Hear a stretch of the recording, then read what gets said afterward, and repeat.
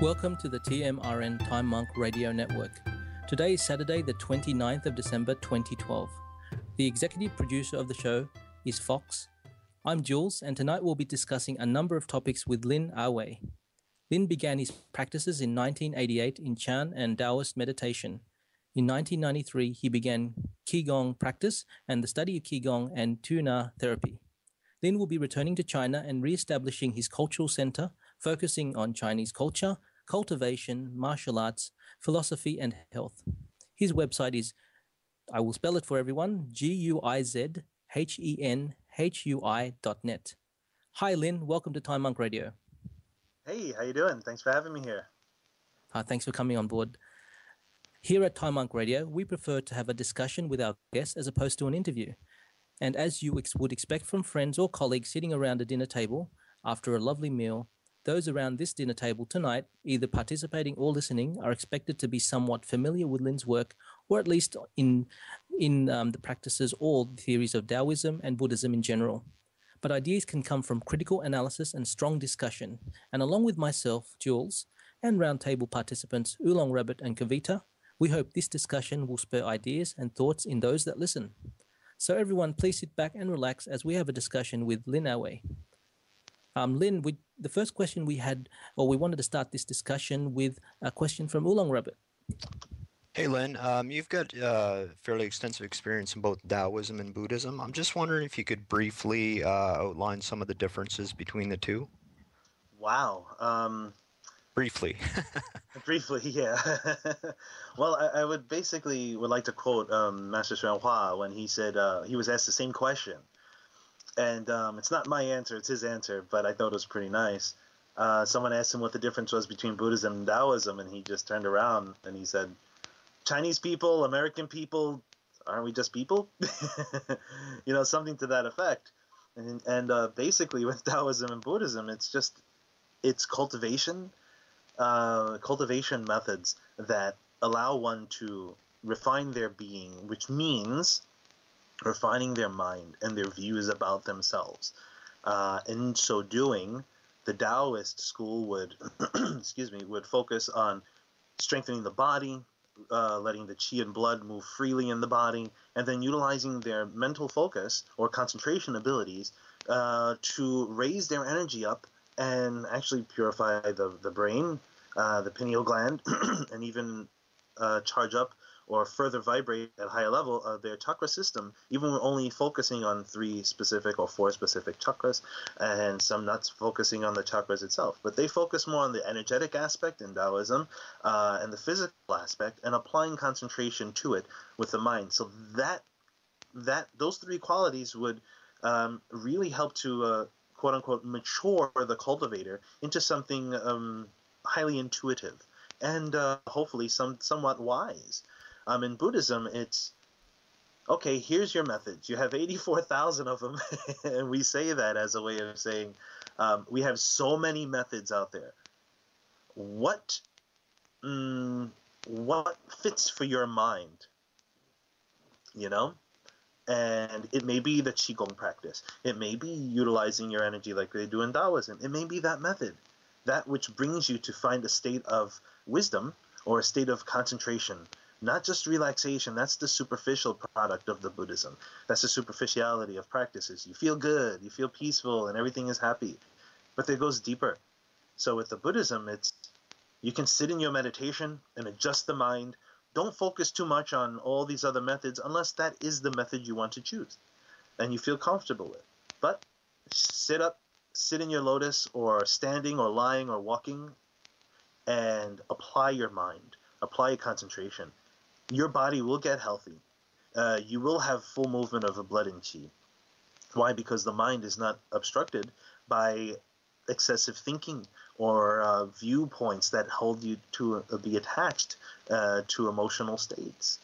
So you can say in the Buddhism, it's more of that kind of focus. And in the Taoism, it's more of the, let me practice exercise and get the qi and blood moving, apply concentration, and then I'll get into my states of wisdom. One is a long process and one is a short process. But that's still relative and still superficial. Deeper there really isn't a difference, I say, from what I've seen personally. And, people would say I can be wrong, and I would go, okay, that's fine, because what I experienced is totally strange and different. In the end, it's really just what the capacity of the cultivator is able to handle. That will allow them to practice certain things and then attain according, or quote unquote attain, or even realize according to what they're able to. So that's my answer. Thanks, Lin. Just want to jump in there. What's more important based on the practices and techniques and training that you've achieved, the cultivation of the body or the cultivation of the mind? Very interesting. Well, from my experience, I'll go into very quickly. When I was younger, it was cultivate the body, and then my mind got a little fine and happy and calm, and peaceful and all that. Then you still had random thinking, and what I was noticing was I was getting more, quote unquote, a realization, or even, just for the lack of a better term, attainment. I wouldn't even say attainment of a great wisdom, not at all, but just attainment of certain things that were just happening as a result of practicing a qigong and sitting meditation. So at one point I thought, okay, body, let me stay healthy and practice a qigong and practice some martial arts and move my body and keep my mind fresh. Then apply it in sitting meditation. Then I realized the two, they're no different from each other. In Buddhism, we say everything comes from the mind alone. I haven't heard that in Daoism, but if you see Taoist teachings here and there, and I can't really quote a lot because I haven't read a hell of a lot of Taoist teachings, but from what I've skimmed through, and I cannot directly quote, but what I've experienced from understanding what I've seen, the mind has to be purified, and that means less attachments, or changing our viewpoints to the things we are attached to so they become less of a hassle in our mind and in our emotional state. And in so doing, the body also would be able to find its peace and health. So both are one and the same to me. I apologize if it conflicts other people's, not on the board here, but I mean in general, a lot of people have different views, but all I can say is I held views of the body first, held views of trying to just do the mind thing, and in truth, they're interdependent. They're interdependent. So Yeah. So go ahead, Long Rabbit. I was just going to say, I know I've read a lot at the higher levels. Most of the Buddhist and Taoist teachers agree that there really is no difference. Yeah. Yeah, I was just wondering what you thought of that. Yeah, I guess it's sort of the same question, but I know at the lower levels, there does seem to be people tend to think that Taoists are obsessed with the body and Buddhists are obsessed with the mind. right. And truthfully, they're in the same exact method. The body doesn't just appear out of, well, I'll just say out of nowhere, and then it does just appear out of nowhere. So you have these dualities, and when we have dualities, we realize that we're living in the relative capacity of the relative states, where you have the yin and the yang, right, which is relative to each other. Then people will say, well, the line in the middle means the middle ground. Actually, the line in the middle is just letting you know that you have a view of separation, that there is this relative state that is occurring. And if we can go past our views of separation, we will have no more of this relative state. And the yin and yang is not really a symbol that you would want to hold on to. You'll say, yes, we can utilize that when we're teaching in the states that have the capacities. In the minds of the people who have capacities to understand this way. Then we'll use the yin yang symbol. It's really just a calling card that says, hey, this is the methods we're using, when you have the yin yang. So the relative situations are, relative teachings are just to get people interested. This is Kavita, Hi. and I have a question about something that I've heard my own teachers say, talking about distinguishing Buddhist practice, because they'll sum it up saying, well, when you're practicing Buddhism, you're taking refuge in your object of refuge is what distinguishes it from other practices. So, in Tibetan traditions, you're always taking refuge in the Guru, the Buddha, the Dharma, the Sangha. They don't have 3 gems; they have 4. But so what is your sense of why would the Tibetans talk about distinguishing Buddhist practice from other practices because of this point about having taken refuge? What is your sense of that? Okay, very good question too. When I hope this answers it with an experience when I was teaching when I took 4 disciples for the Buddhist Taoist practice. At the time, I said you should consider taking refuge, and they say, but what does that mean? Because they weren't really sure about the usual views of what taking refuge actually means. Well, I said, you're not taking refuge in me. I don't want you to take refuge with the vessel. I want you to take refuge with that mind of your inherent nature. And the Buddha, Dharma, Sangha is the mind of your original nature. And what does that mean? And I'm using mind and then original nature just as a just for the sake of saying something like this. But Yeah. The Buddha, the Sangha, the Dharma, the Sangha, these are all within this original mind, this inherent nature, this inherent wisdom. So when we're taking refuge, we're really taking it with ourselves, without the view of that ego that states, oh, I am the Buddha, the Dharma, the Sangha, I'm this great, whole, wonderful thing. No, it's stating that you are putting down that view of a self and saying, something that goes past this view, something much deeper, profound. I want to take refuge with that, and it's in all living beings because the Buddha said it is. And if all these other cultivators around the world are saying that all these things that tie us together is that inherent compassion or in that inherent goodness within all of us, well, that's the same thing as saying we all have the Buddha nature, because that's really inherent goodness and wisdom. Because if you're wise, I don't think you're going to go and blow up people's homes, or cause problems for people. So, just for the sake of it. No, I don't think so. So you're taking that refuge within yourself. When it comes to the Tibetan, the Buddhist tradition of the Guru and then the Dharma, the Buddha, Dharma, Sangha, I really cannot comment on it because I'm not too familiar or very deeply familiar with Tibetan Buddhism and why taking a refuge with the Guru is part of the quadruple jewel. Yeah, I the little hint that I have about that, because kind of almost by definition, Tibetan Buddhism is Vajrayana Buddhism, or the quote unquote secret practices. So I think the assumption is if you're going to take refuge, at some point you're going to actually have to have a cultivated relationship with a guide who's been there before, something like that. But they do talk, and I'm thinking that maybe you can confirm or clarify this for me.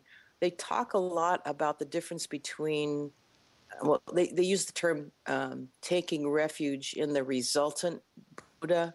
So, and that's the true refuge. I think, do you suppose that's what they're talking about? Resultant Buddha being kind of the Buddha I will become through this practice? Ah. So it's kind of like stating an affirmation for your goal of realization. Oh. So it's like saying, Yeah. I am affirming I will be the Buddha. It's like, I will attain Buddhahood. It's like, you will be a Buddha. Well, I mean, maybe it's kind of, I'm actually wondering, could it be that it's sort of an optimism, like I'm taking refuge, sort of like encouraging yourself to keep going, taking refuge in this, I don't know. I know you don't know.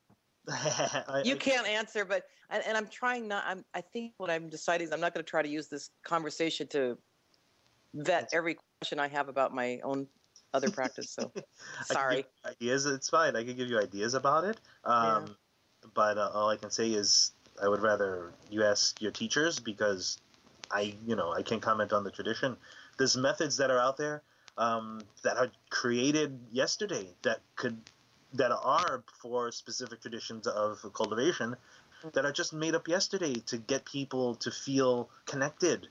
I mean, the methods that I make up, I literally make them up, and they're based on a fundamental teaching that I've cultivated as a child and through my teenage years and whatnot, and through Buddhism and Daoism. So where I'll make up a method, it's based on a foundational principle that I've learned through the text or through the teachers. And the method I'll just come up with in 2 minutes and give it to my student, and he'll start to feel something because he's applying himself to it. It's something that works for their mind. So sometimes methods are created just to touch the capacities of the cultivator. Mm. The Dharma can spring up really, really quick, or teachings can just pop up out of nowhere because the mind pops up out of nowhere. Could you, I believe you mentioned something called Secret School Buddhism, Lin. Would you be able to just briefly discuss what that's all about? Oh, I can't really discuss what it's all about because it's a secret. I'm kidding. Well, basically, the common idea about the secret school is that there are teachings that shouldn't be known to the immediate public, and that there are certain initiations that have to be done in order to be able to utilize some of the tools that are worked within the cultivation practices within it. I'm not an expert on the Tibetan mannerisms of it, so Kavita, jump in at any time with corrections or whatnot, please. But when it comes down to the common idea, most people are like, oh, I do the secret school, I got the mantras, I got the mudras, the hand postures, and I got the visualizations, and you can't do this visualization without this transmission or attunement or whatnot. And the reasoning is it's a secret school because the function that causes things, okay, is spoken.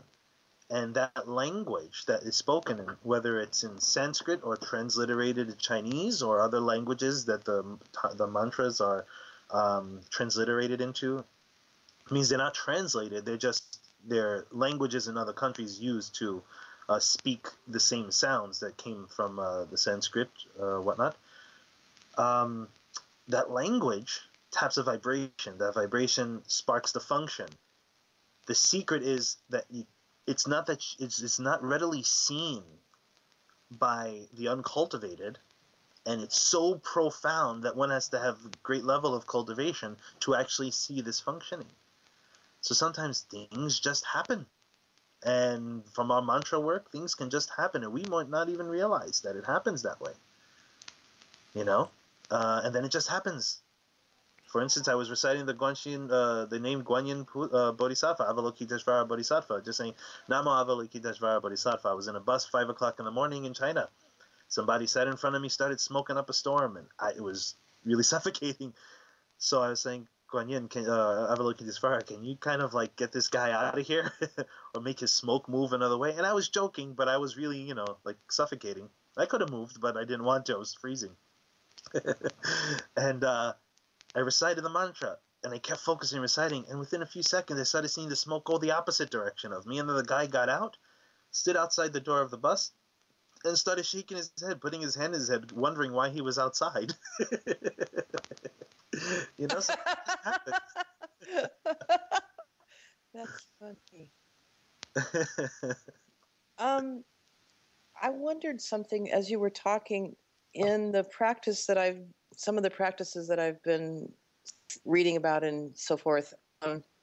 There's a lot of use of visualizing colors with mantras, colors, visualizing colors at certain places in your body. And so the use of color, are you familiar? Do you incorporate that? Is there a way you could talk about what visualizing a color brings to the recipe?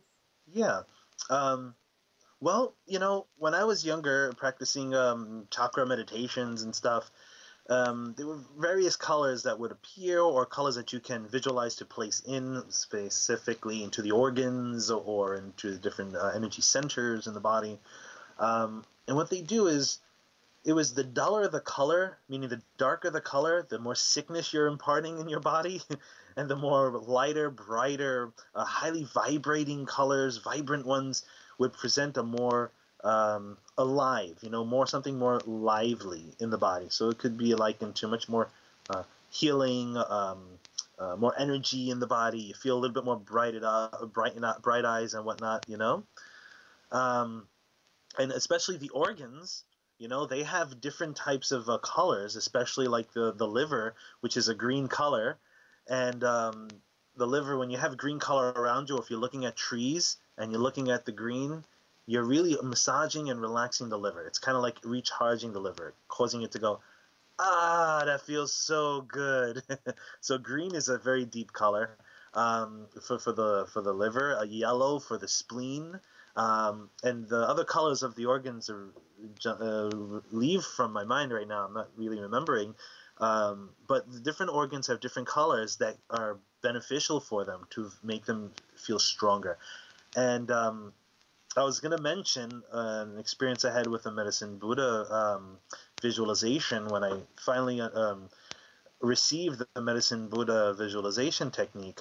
It was like all of a sudden popping up in my mind. Hey, visualize this blue thing around your body, this blue guy around your body. That's how he kind of spoke it to me in my meditation. And when I did, it was like a dark violet, dark blue, or something like that. And I didn't recognize this vision, but he's saying, you recite this name, Vaidarya Light Bodhisattva, Vaisaja Guru, you just recite this name. And this was coming in meditation. I didn't know this outside of it.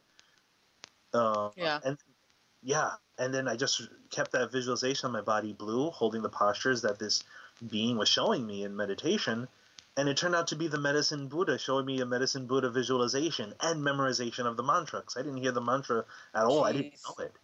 So when he says, "Go," you know what? Make this much easier. Go online and type in Medicine Buddha mantra and download it. That's literally how it came. And I did. And I heard it once and memorized it once. Yeah. It was like, here you go. Here's your practice for it. Well, since you're talking about Medicine Buddha and this, I'd like to circle back, as you saw in the chat string, I'm sure. Here's kind of a little nuance to the question. And thank you for the answer about the organs of the body and the colors. And here's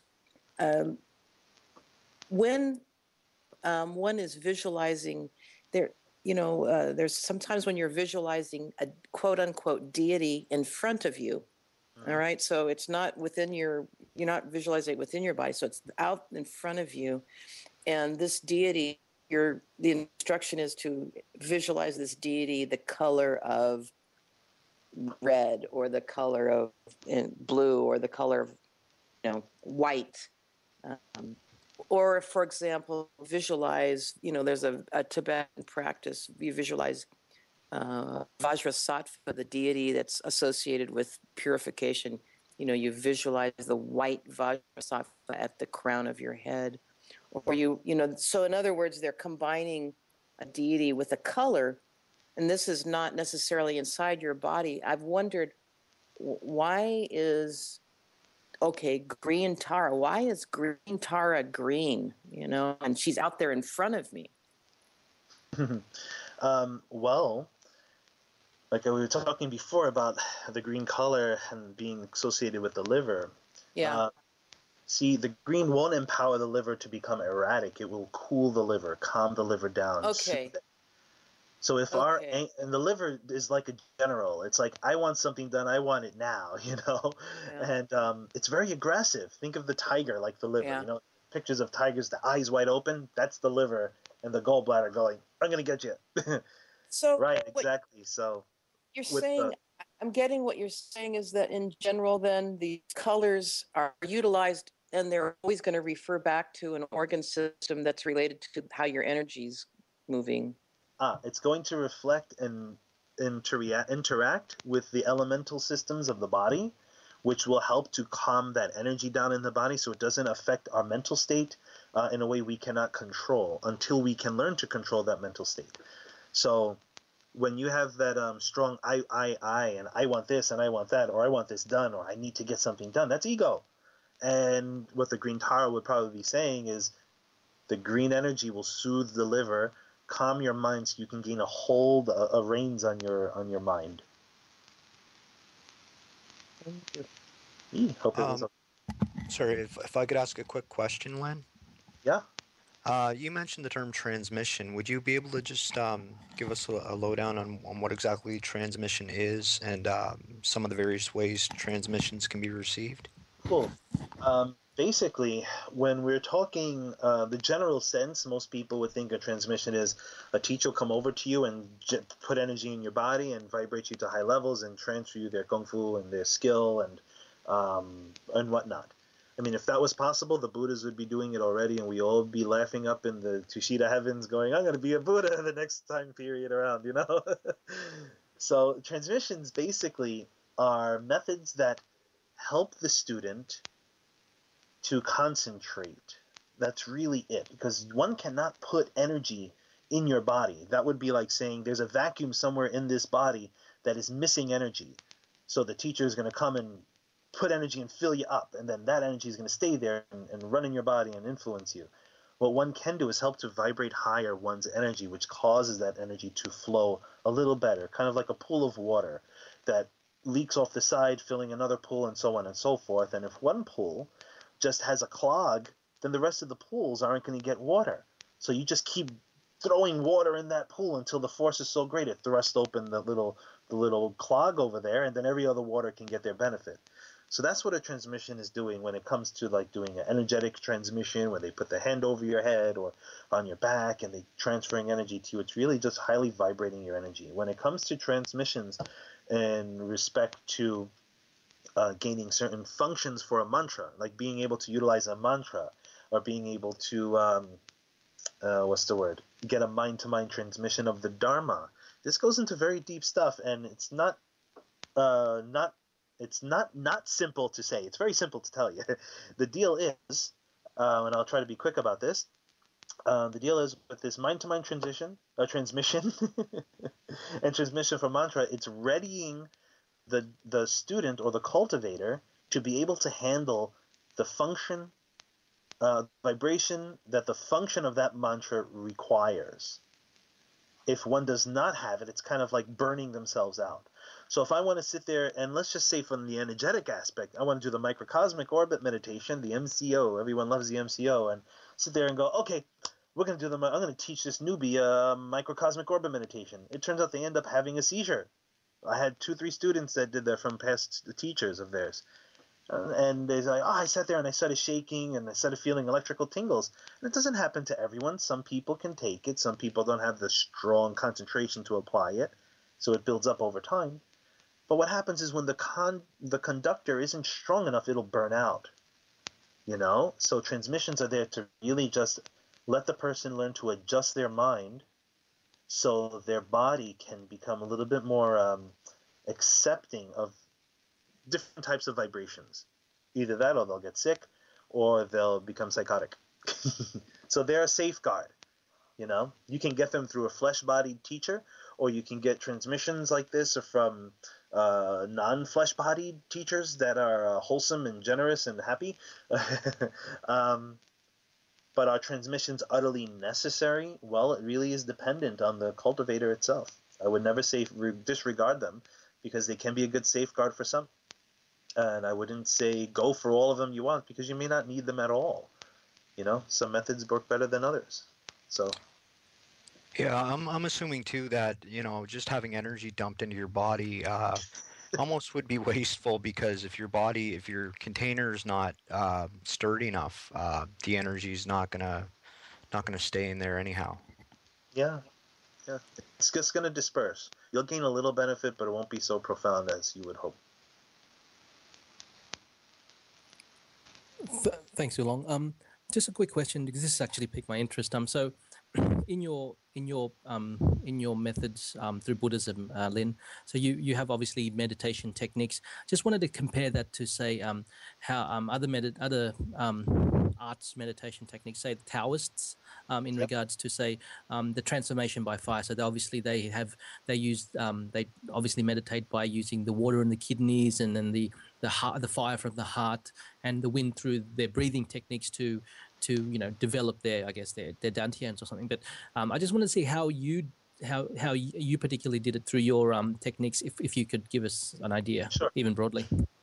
I'll tell you straight up, the first practice I've ever learned, like conscious practice that I've ever learned, I was 8 years old, and my second sister, turned around and said, let's try this test. I got to experiment something on you. I'm learning this now, so I want to see what's going to happen. So she uses me, and she says, here, sit in this posture. She showed me lotus posture, and she says, breathe to your abdomen and focus your intention on what we call the third eye. And she gave me this explanation and description about it, which I'm sure everyone's familiar with. And then the method was breathe to the abdomen, focus at the third eye. And then tell me what you feel after, I don't know, 10 minutes, 20 minutes. So I just sat there doing it. I'm 8 years old. Tell me to do something like that. And I'm like, this is cool. It's different. It's strange. I'll practice it. So I did. After that, she goes, okay, let's play another test. Let's play a mental telepathy game. I want to think of a number, and you try to guess it, and you think of a number, and I try to guess it. We sat there for 3 hours doing this method from the original practice she taught me. And, of course, she showed different other things, like you picture a white wall, and then you imagine the number, and then it shoots out of your third eye with a rainbow attaching to my third eye. You know, she was trying to figure out these methods, too. So, you know, I focused on that for years, and that's how personally, that's the method that allowed me to open up to receive other teachings through meditation. When it came to a practice with like the Taoist aspect of things, that is a Taoist method of practice, as from what I was told by my Taoist teacher that I met later on, years later.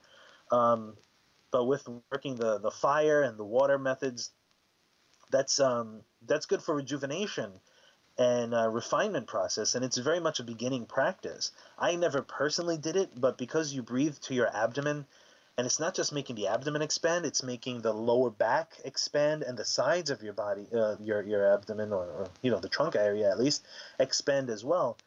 You are causing energy in there or pressure in there to move, and once it's moving, it's cooling, but it's heating up, and it's moving up because yang qi, or heat energy, rises.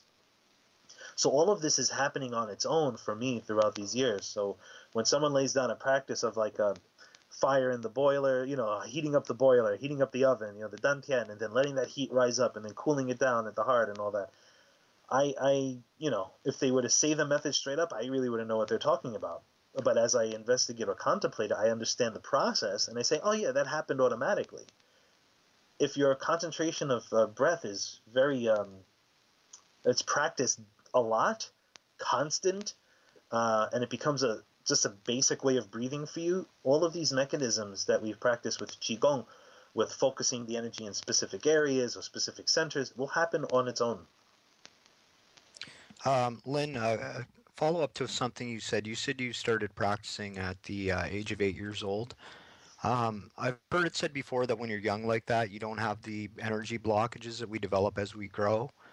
I was just wondering if you could discuss that, and if you could also discuss if there's any dangers to young people experimenting with energetic practices.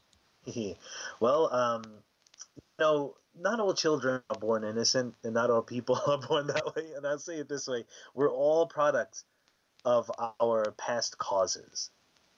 You know, so when everyone sees a baby and goes, "Oh, so cute, wonderful, innocent, wonderful child," and the kid turns out, you know, about 5, 6 years old, to be a menace. You know, of course he's influenced that way, but I'm just making a joke. Basically, it's dependent. There are conditions that you have to see within the child that if they have that ability to become, for lack of a better term, I'm sorry to use it this way, demonic, or if they're to become very wise beings, you know? So you have to see specific qualities in them. It may not hurt them to practice a little meditation at a young age, as long as their education in that meditation or in those teachings are wholesome. Then they would never get hurt. They won't flip out, because you nourish the field at a very young age. They'll be okay later on. You get them 5 years old to sit, 3, 4 years old, that's great too. When I was 2, 3 years old, I was seeing crazy things happening in my room. I wouldn't even know how to explain to you right now. I mean, I could, but it'll be a long story. So I guess I had this influence as a younger child, but hitting around 8 years old kind of let me hone in on that skill or that state of mind. I would teach younger children meditation and Qigong practices. I wouldn't go too deep for their state of understanding or capacity to understand. It's a little less mature. I need to have a little bit more maturity for certain things. But definitely, it shouldn't have a negative influence if the education along with what they're being taught is okay. Meaning, I teach meditation, I tell them to do a certain method, and I don't say, when you feel a state or you see a beautiful colors, you should follow the colors and stay with them because that state is beautiful and you'll smell flowers and you should always smell flowers. I'm teaching them how to go the wrong path, you know? So you would really want to teach to keep them concentrating on their breath focus and not really discuss states until a much later date of their age, depending on their capacity of understanding. Lin, yeah, just this is interesting then, in a sense that why do you practice what you're doing? I'll give you a foundation or background. So some practices do it because they want to rejuvenate themselves. So they believe that there's the essence or life energies flowing out of them when they reach puberty, for example, and they have to block it first, and then when they block it, reverse it. Some people want to do it to generate yin energy so that they can transfer that energy when they pass away and they die, and they can live on forever, immortality. Why do you personally do it? Why do you do meditation? Why do you do what you're doing? Cool. I'm going to answer that question, and then I want to talk about quickly what you said prior to ending your sentence about the different practices. Well, I do it. I really don't know why. I can't tell you a good reason why, except when I was a child, before I started learning, specific practices at 8, all I knew was the things I saw. Like, I saw ghosts, I saw demons, I saw crazy things creeping out of the closets, the floors, coming out of thin air when I was a child, and who's going to really explain those to me? So I just thought that was normal. I never said, "Ooh, I saw a ghost, oh my God," and tell everyone, and everyone's like, "Oh, you're full of it," I never did, because I thought it was normal. Like, seeing past grandparents just walking around the house, walking through walls. I was like, okay, that's great, that's cool. No big deal. When I was 8, and I put it more into a more controlled perspective so I can refine this practice, as I was growing in it, all I knew was that this seems to be the right way. Not right way overall for everybody, just right way for the life I guess I'm going to be existing with in this time around. By 11 years old, I vowed to just teach these methods. And at that point, I only had a few. So at 11 years old, I'm like, I vow to teach cultivation and be a teacher for the rest of my life in this lifetime. That's literally what I said. And that's all I focused on doing, even though I had different plans here and there. That was the underlying force. And I just felt at that time, if people knew how to do these things, they would not have to rely on technology. They would not have to rely on the materialist world, or even views of just anything that we have usual in our world that's so common. They don't have to rely on it. Why? Because if this world were to be destroyed in 2012, which it didn't, because that was the hype then, if it was going to be totally annihilated, then who cares? But if there's going to be survivors, people would really need to learn how to live without their technology, learn how to live with their own abilities. And if they don't know how to talk to the trees, if they don't know how to talk to grass and talk to the ground and talk to a spirit on earth, and the earth spirit itself, and how to communicate with all existence that has a all sentient existence, they're going to be so screwed, for lack of a better term, and I really doubted the end of the world for 2012, end of the world thing. I just said, this is just nonsense. And it never happened. So when I look back, a good question, because you let me reflect on it, that was the reason why I wanted to do all this. When I look again, and I'd say, why do I continue to focus on this path, really? That was really it. And I really don't know if there's any other reason I would really do it for. Yeah, it feels good here and there, but it's neither here nor there that it feels good. It's just, there's nothing I would rather be doing, or if I did anything else, I guess I would just waste away and die. That's really how I put it. But going back before about you talking of these methods, yep, that others would utilize, they are basically startup methods, and then they get you to be able to go further later on, I would say. Quick question, Lin. Does part of the motivation for energetics have to do with sort of like an addiction to the higher vibration or higher energy level? I wouldn't say maybe an addiction is a bad word, but maybe maybe an appreciation. High energy. That's what comes to my mind when you say it. But maybe an appreciation, I guess, or a striving for a higher vibration. You saying general, like people? In general, I guess, yeah. You know, Uh, people that begin cultivating and tend to want to do it more. Flavor, it's something tasty. It boggles the mind a little. It makes one realize that they have to remain humble because there's something that you just don't know, and no one else is going to explain to them without chopping their head off. So, or not explain to them and just, really give them a hard time in the world. So yeah, it's tasty. It's something new, and then it becomes monotonous and it becomes boring for most people because it's not like I get this one method and then a week later I should learn something new. You can stay with one method for 11, 12, 13 years, and that could be the greatest method, no matter how basic it is. It can always be advanced for someone who has no clue what the hell they're doing. So really, it's just always the flavor of it attracts people, and then if they develop views about it and stick with those views because they create their whole entire worldview upon what they choose to feel is correct or right. Um, but generally speaking, yeah, because it's new, people like it, and then they want to adopt that kind of focus, and then it's good. I know a lot of people too. They tend to jump around from practice to practice. They'll see one thing, kind of the monkey mind gets attached to it. Then you get bored. You reach that plateau state. Then they kind of want to go off into a different direction. Something else looks cool. Is there any way to kind of prevent that from happening, or is it just I guess a function of Phases. discipline? It's a phase, and it depends on where they got their info from. If they're getting it from magazines that talk about all this new agey stuff, I mean, I'm sure they're going to sit there wearing it on their shoulder. But it's usually just a phase that passes by.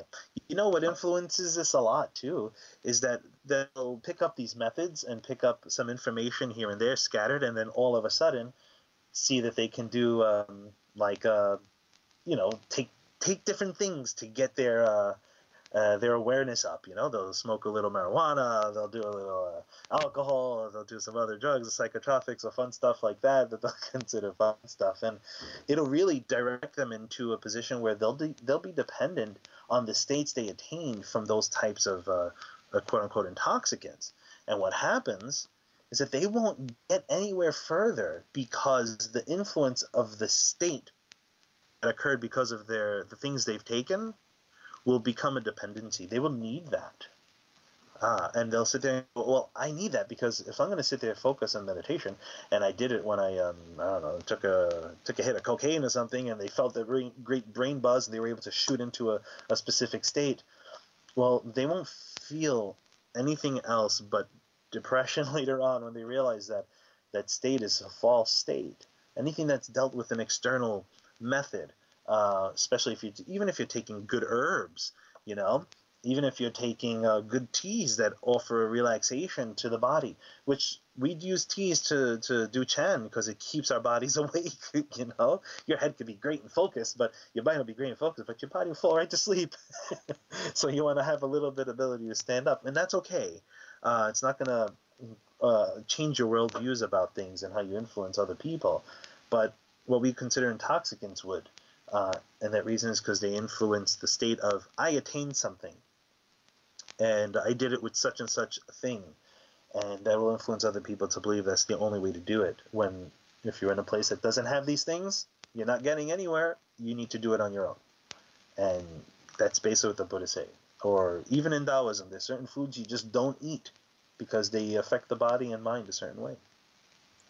Yeah, Lin, I think also a lot of people might get into this because when people get, maybe I think people are some of the younger people try to get involved because they see things like John Chang and these abilities that people display, by when they attain a certain level.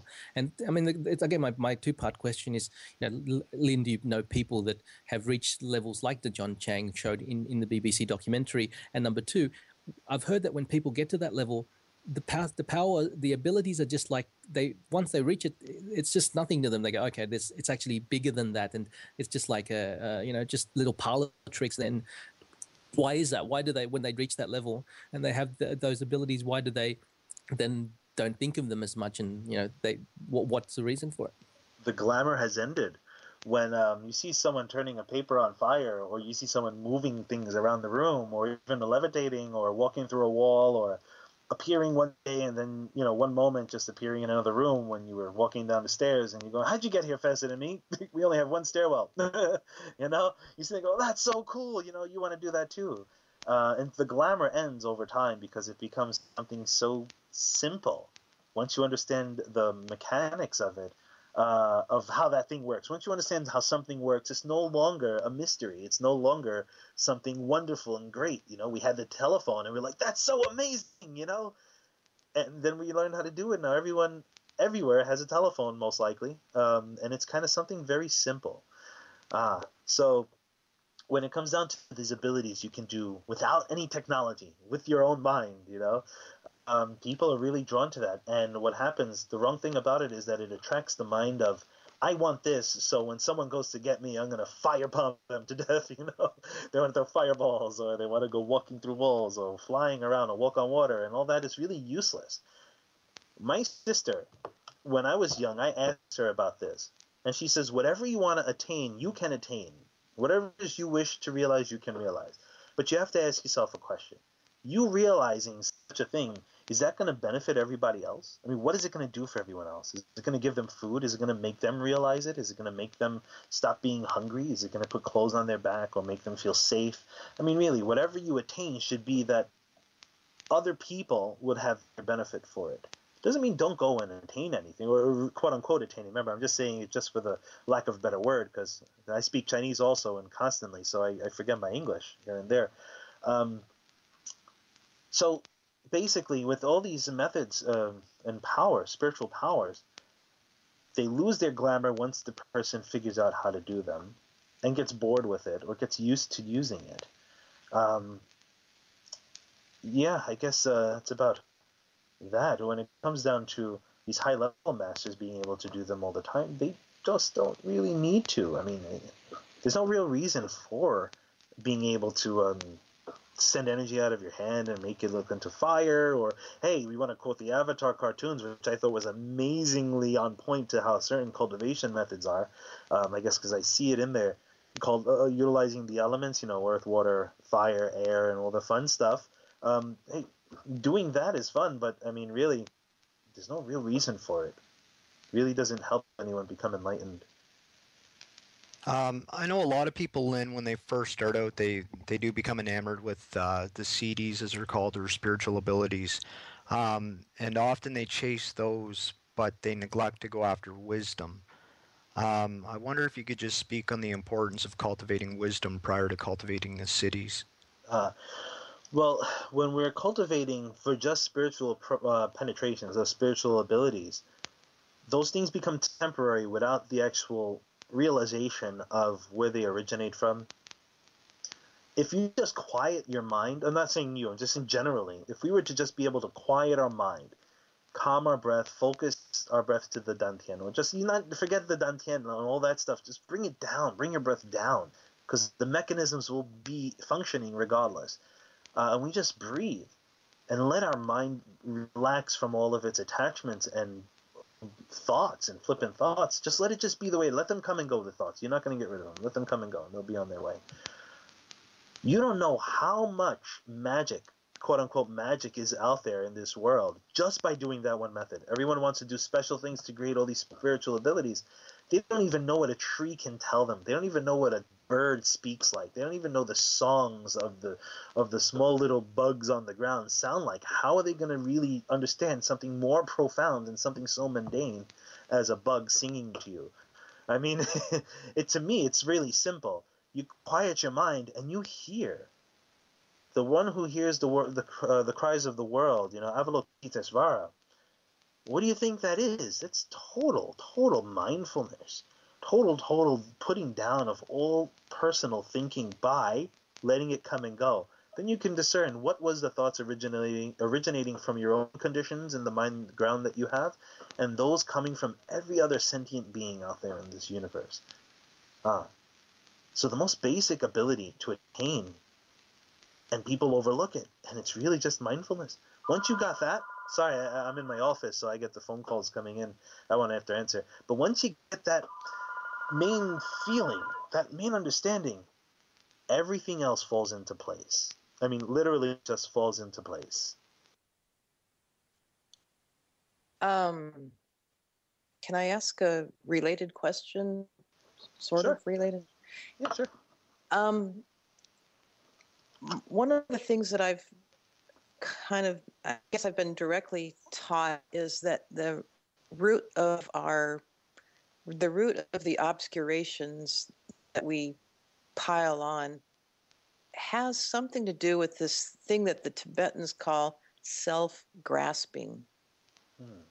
And they say that it's so the state that you were just talking about, this very present mindful state, they say is kind of half of the equation, but that we still have a diluted view. Now, this kind of gets into the view business, a diluted view of how we ourselves exist.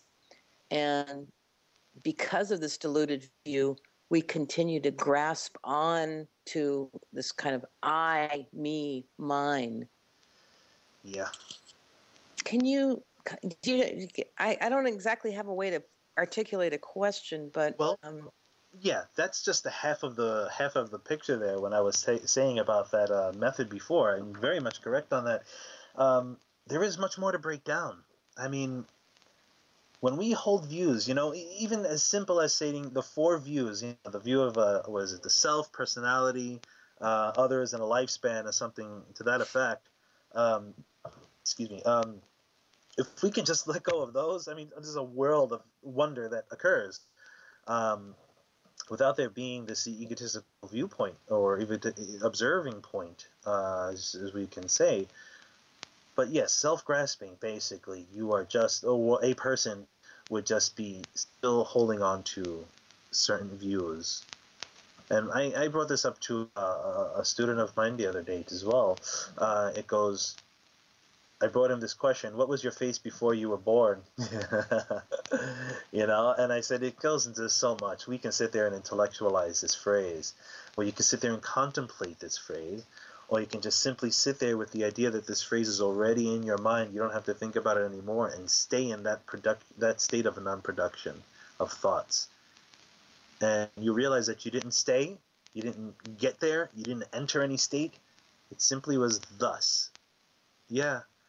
And pretty much, it's that state of concentration that brings up every other spiritual ability that we have. And if we had that concentration, we already tasted little states of good wisdom already. And along with that good wisdom, we'll get little bits of understanding on how to utilize our mind better, or the actual ability of that mind. Hope that's okay. I tried to answer two questions or two areas in there. I've just got a quick question. Lin, here's a question on views of people. So there's a question that has been asked of me, and I just wanted to see what your answer would be. Is that New Agers say there's a discrepancy with say Eastern philosophies, because on one hand, their view, they say, is that the Eastern philosophies say we create our own reality, but then on the other hand, they say life is suffering, and then they say, how can that be? Life is suffering, but we create our own reality. So I don't know if you would like to answer that, or are they mistaken by those quotes, and they're just misquoting us? I would love to answer that. That's great.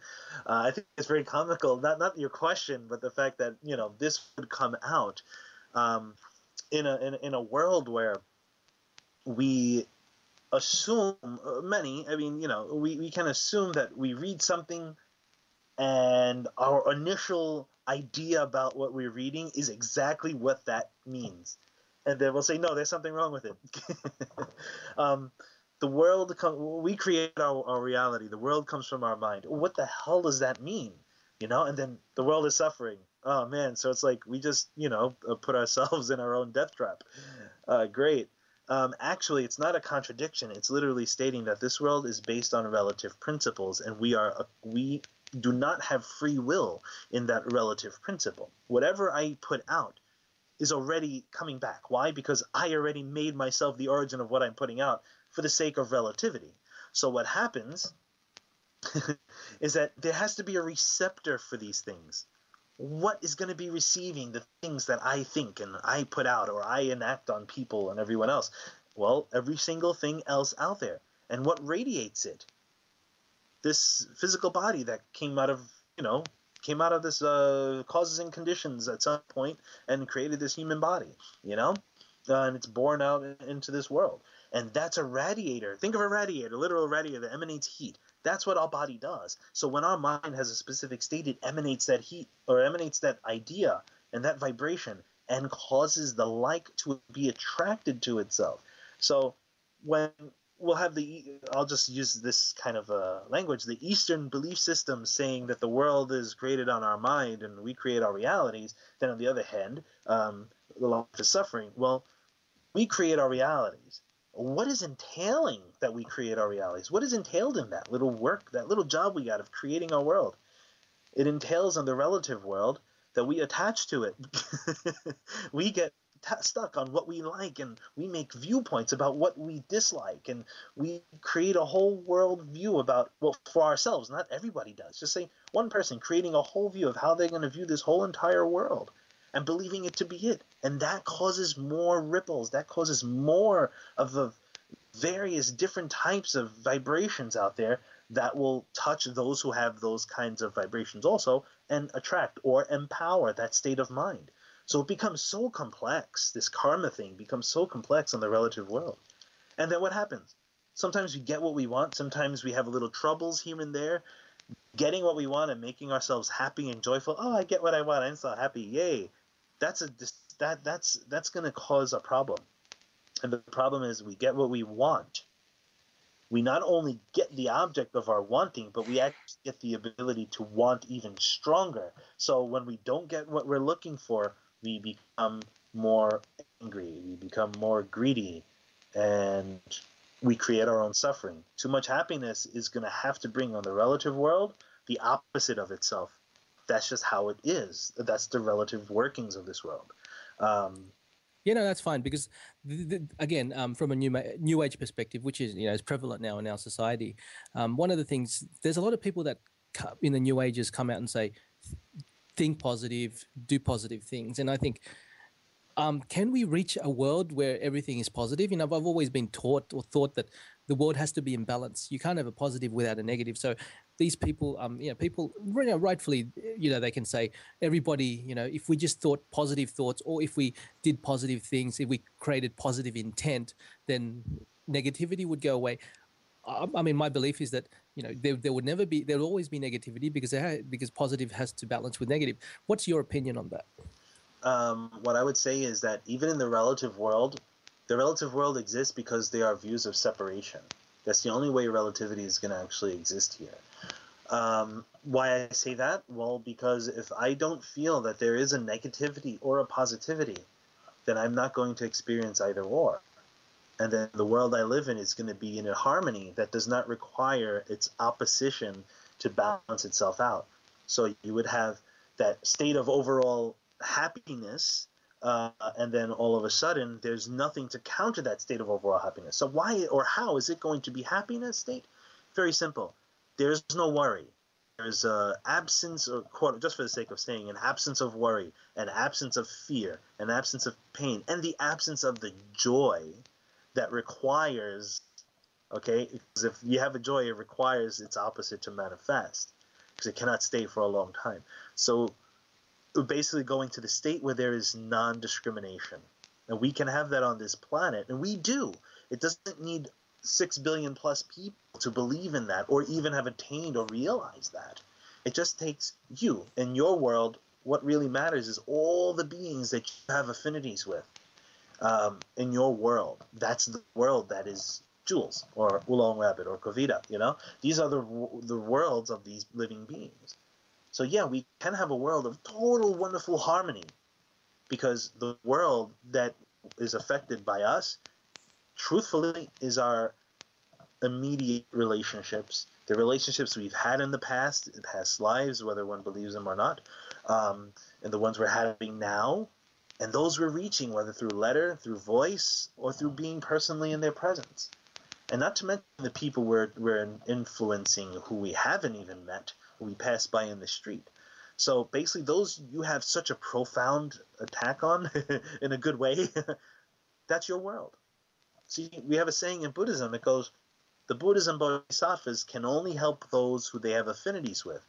And that basically means not those who believe in them, and not even those who just say their name. Those are like, good markers that say, yeah, I got affinities with them. I'm Taba Buddha. Hey, there you go. It doesn't mean that. It means those that can contemplate the principle of compassion. Because I tell you, you can have, I wanted this to be done, and I tried getting people to do it. They couldn't do it, I guess. Getting people of African nations, in the African nations, to draw up a figure of their traditions in a mannerism that is similar to a Buddha's image. So you'll have a Zulu warrior in a meditation posture, and you know what? You can take something that way and influence people not to believe in Buddhism, but to investigate their own mind. That can point them to investigate their own mind. So it's really a mannerism of not when this whole world is going to be in harmony. It matters in when we as quote unquote, and I'll just say it just for the sake of the sentence, individuals are able to adjust our worldviews. And to adjust our worldviews is very simple.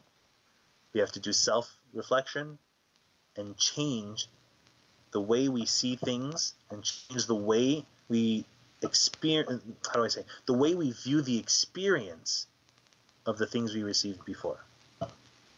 Thank you, Lin. Maybe we can talk about it more after the break. We're talking with Lin Ai Wei. His website is guizhenhui.net.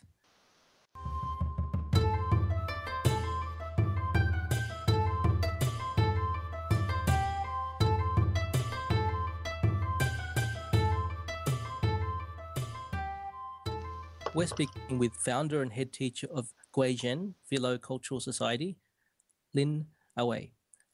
Next question is from Kavita. Lin, I was thinking back, you were talking earlier about how our body radiates out a certain quality of energy, and then we see the world reflecting back. And I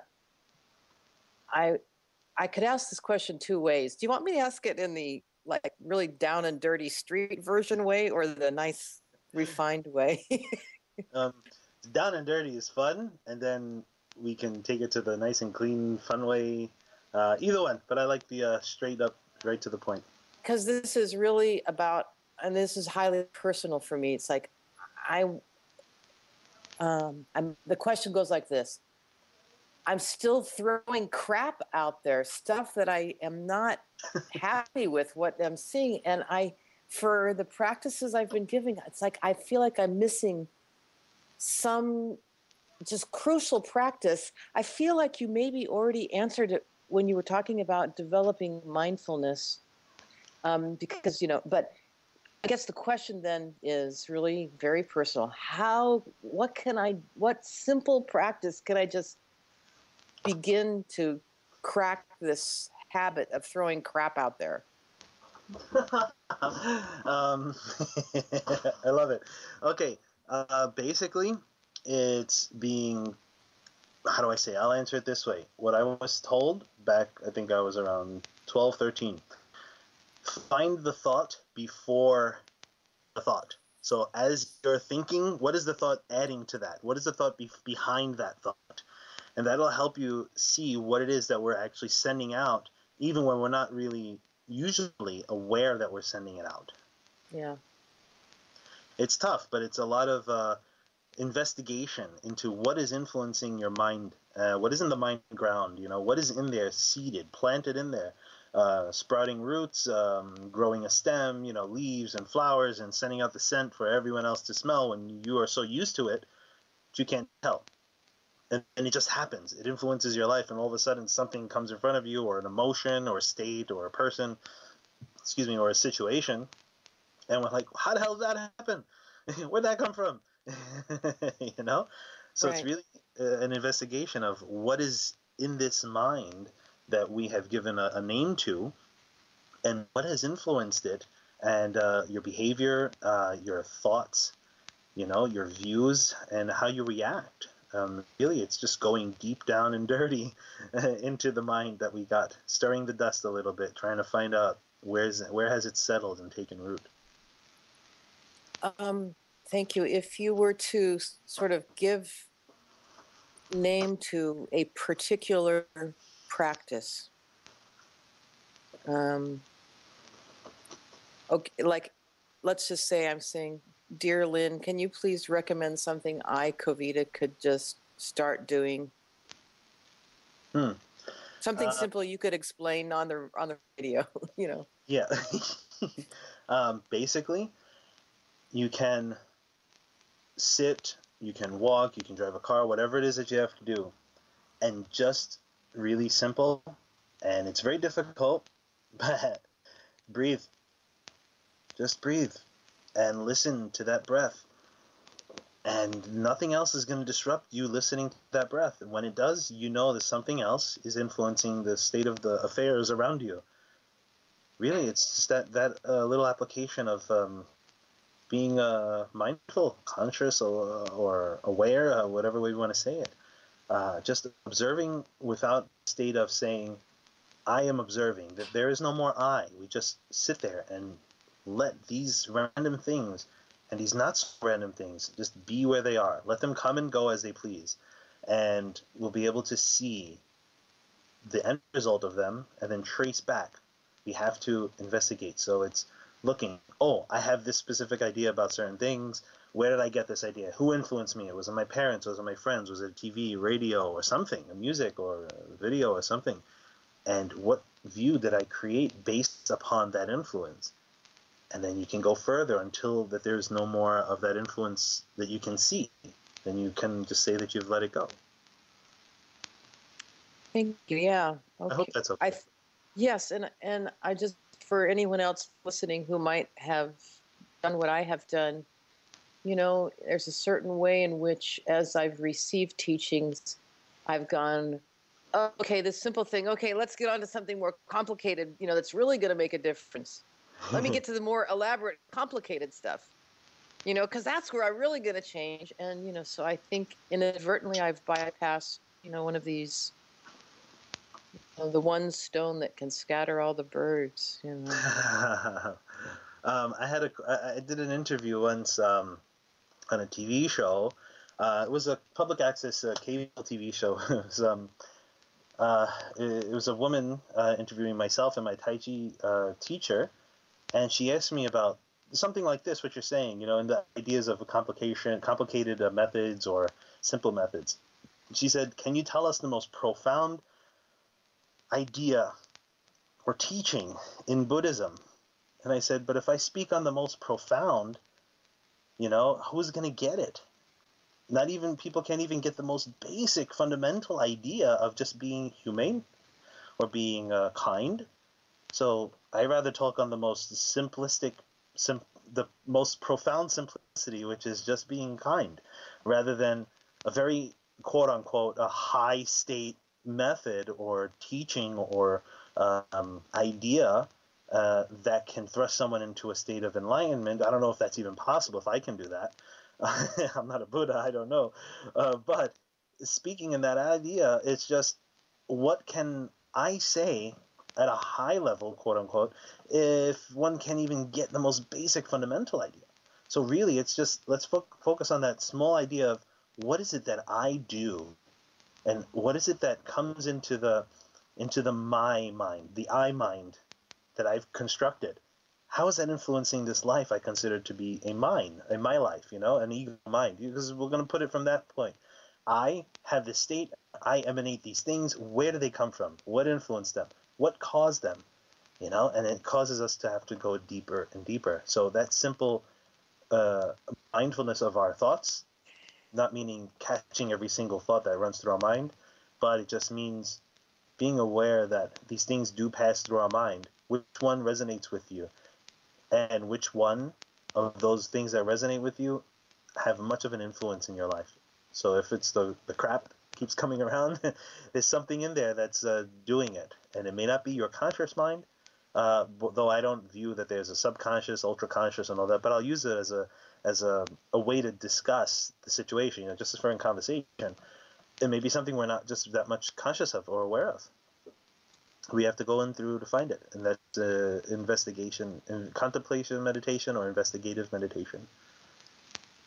One of our forum members had a question that sort of segues along with this, Lin. And his question was, what does it mean to live in the now, and how do we live in the now? Oh, such a good thing you brought up. So funny. These conversations we're having today, I had this with my student last night. Basically, when we're talking of the now, that there is no past, present, there is only now, that would be like saying my wedding ring just appeared on my table. It just poof, there it goes, and poof, now it's gone. There was once a time that we existed in the relative state, and then we influenced the state we are getting into now, which thus how we react with how things are in this quote-unquote moment will influence our future with the probability of many different things of possible to happen. I personally don't see a past, a future, or a present. So I don't really focus on a now or a past or a future. I focus on what is the cause of things happening. Now is still a relative view. So it states that there is or was a past. Though there was a past life that had happened, those things, if I say we're past, then how in the world am I with certain types of viewpoints or certain types of states or certain types of influences? How am I in the hell having these things in this specific life period if none of the people around me ever once had those influences in their lives? Even if they just picked up a book and saw maybe Lord of the Rings and decided, wow, there's magic in the world. Look at Gandalf, he's a magic guy. Oh, I want to go learn about magic. And they pick up a book on Merlin and they figure they got the whole world in their hands because they knew a book on Merlin. That still doesn't cover it because there's always an influence to get the things we have come by. So even the past, though it's gone, it's really not gone. And the future we didn't attain, actually we already have that future because we have so much of the influences to get all the probable futures that we're going to experience in the next moment that are already there. Which one resonates more that's the one that's going to, quote unquote, manifest. And I do a lot of quote unquotes because I don't want to say just for the sake of saying, because that becomes funny. But I'll probably start saying that now anyway. That's just so we can follow this conversation. We can focus on a specific idea. But in truth, or as in a truth that I have come to see, maybe that's just maybe it's a state that's passing. It's possible, but the past never really disappeared, and the future is already there, and the now doesn't exist, neither does the past or future. So it goes into this dichotomy of it was once there, but then it's no longer, but and it's not really here, so it's not really going to happen. It goes into that. So we don't really need to adjust to that kind of idea. What the adjustment is what is influencing me now, and how am I going to gain control over it? It's not just I want to follow the flow, go with the flow. Going with the flow is very ordinary. Knowing what's going to happen tomorrow is very ordinary. Changing it, altering it, no, that's something a little bit more extraordinary. Lin, that brings up an interesting question from myself, and also related to Kavita. Kavita obviously asked for your advice, and the question I have for you is karma. When say what there's principles that different Eastern religions have about helping people or karma, and then there's also ethical considerations. If someone was on the street and they were getting bashed, for example, would you interfere there with their karma? Would you go in and help them? And would you potentially be interfering with their karma, or would you not help them? For example, what's your take on karma and everything along that line, on those lines? Well, I know a general answer someone would probably give is karma is so complex, and to go into it, we'd be here for a very long time. But it's very simple, and then they'll go into some offshoot of the answer, which probably won't even touch what I'm going to tell you. And basically, whether we do something or not, we already influence the situation. Just by seeing that situation, hearing the situation, being in the presence of that type of energy, we already are influenced and already send out a charge or a radiation or an energy that extends out that has been influenced. And then that influences everything else around us. I tell you a quick story. I was about 21 on a train going into Manhattan very late at night, around 10:30. Well, from, late for me. And on the train, we had probably, to my memory, maybe about 11 people in this one car. 3 of the 11 people were very stocky, heavy-set men, and they had a woman friend with them. Very stocky men, and taller than me, gigantic. I mean, it's like David and Goliath. And then we had a few other people sitting around. Behind where I was sitting, very at the end of the car, were 2 people fighting. I all of a sudden heard scuffling going on. And I was reading a magazine, and I turned the magazine down, put it in my book bag, and I turned around and I see these 2 guys fighting each other, like literally locked up and bashing each other in the ribs while their heads are down and they're locked up over their shoulders. And I walk over to them, and they had dropped their money and sunglasses on the floor. I picked it up, put it on a chair next to them, and I put my hand on one of the guys who was beating up the other dude, and I'm sending him like feelings of relaxation. I think it is. I mean, he didn't turn around and stab me, so that's good.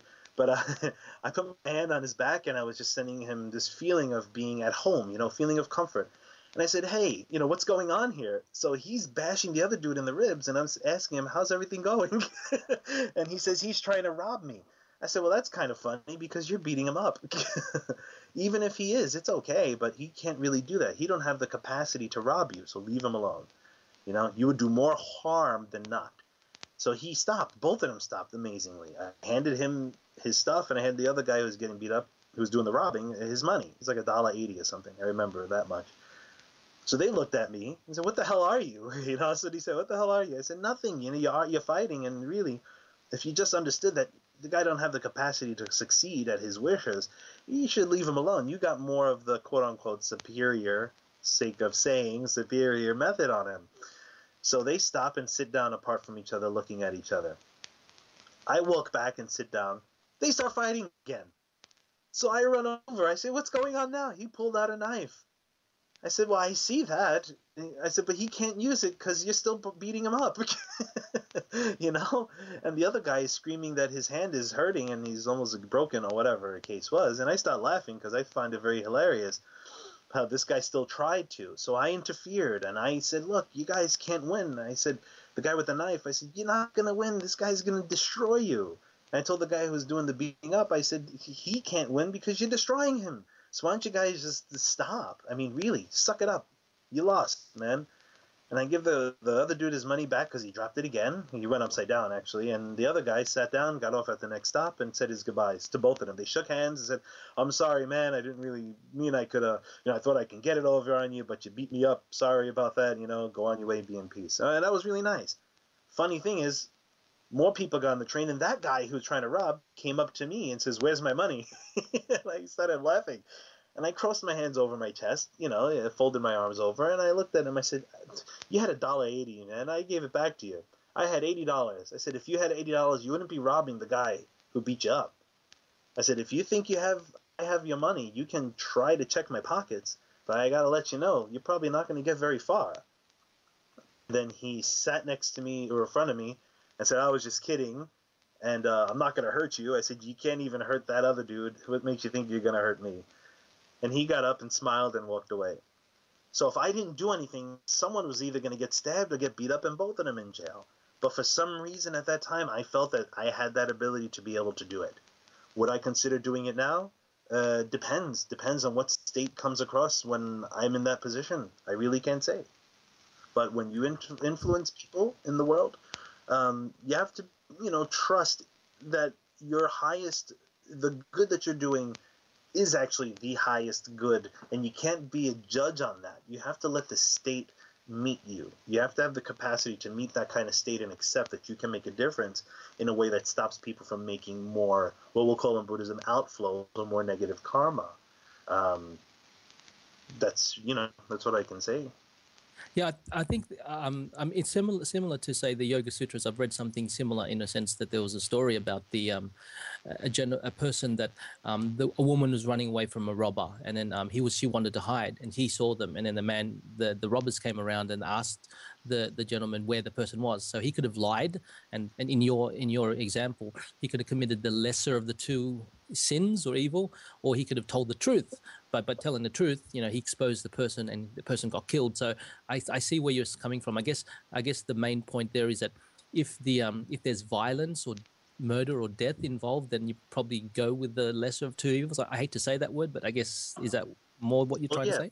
yeah, pretty much. I mean, I was on the train yesterday in Manhattan. It's the first time I was on the train in years. No, I'm sorry. My time is very strange for me sometimes. I forget my dates. Have been on the train in New York for about a year and a half. And I went to the city to do stuff. And, all the things that are happening in America with the guns and killings and all that. I'm sitting on the train and I just feel everyone's worried. Who's going to shoot out? Who's going to pull out a gun and start shooting everyone?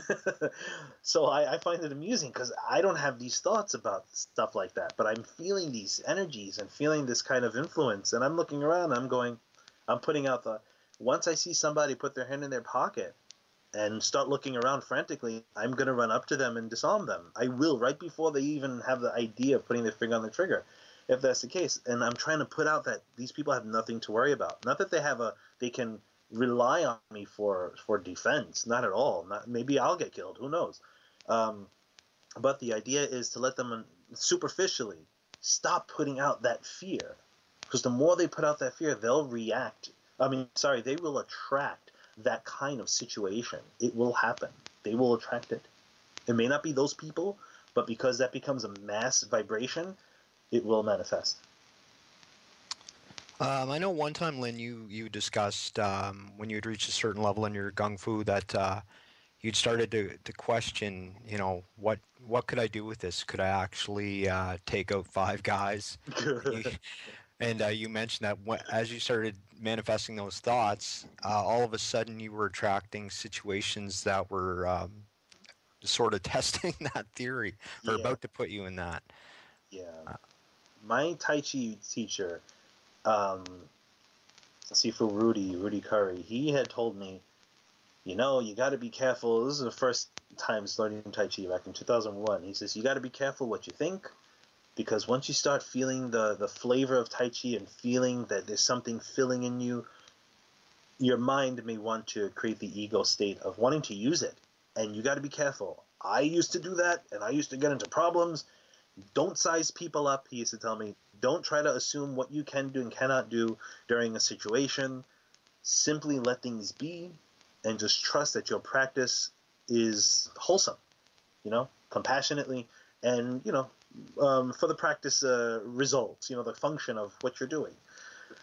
He says, because those things can really cause problems. And there were instances, where it would just be where you would have groups of people, 4 or 5 people, coming up to you, and you feel like there's such an incessant feeling to go up there, and they're going to come at you, and they have the potential, and then you realize what you're doing, and you diffuse the idea, and all of a sudden it's like a cool wave brushing through all of those people and yourself, and they just pass right by you with a little look of the eye.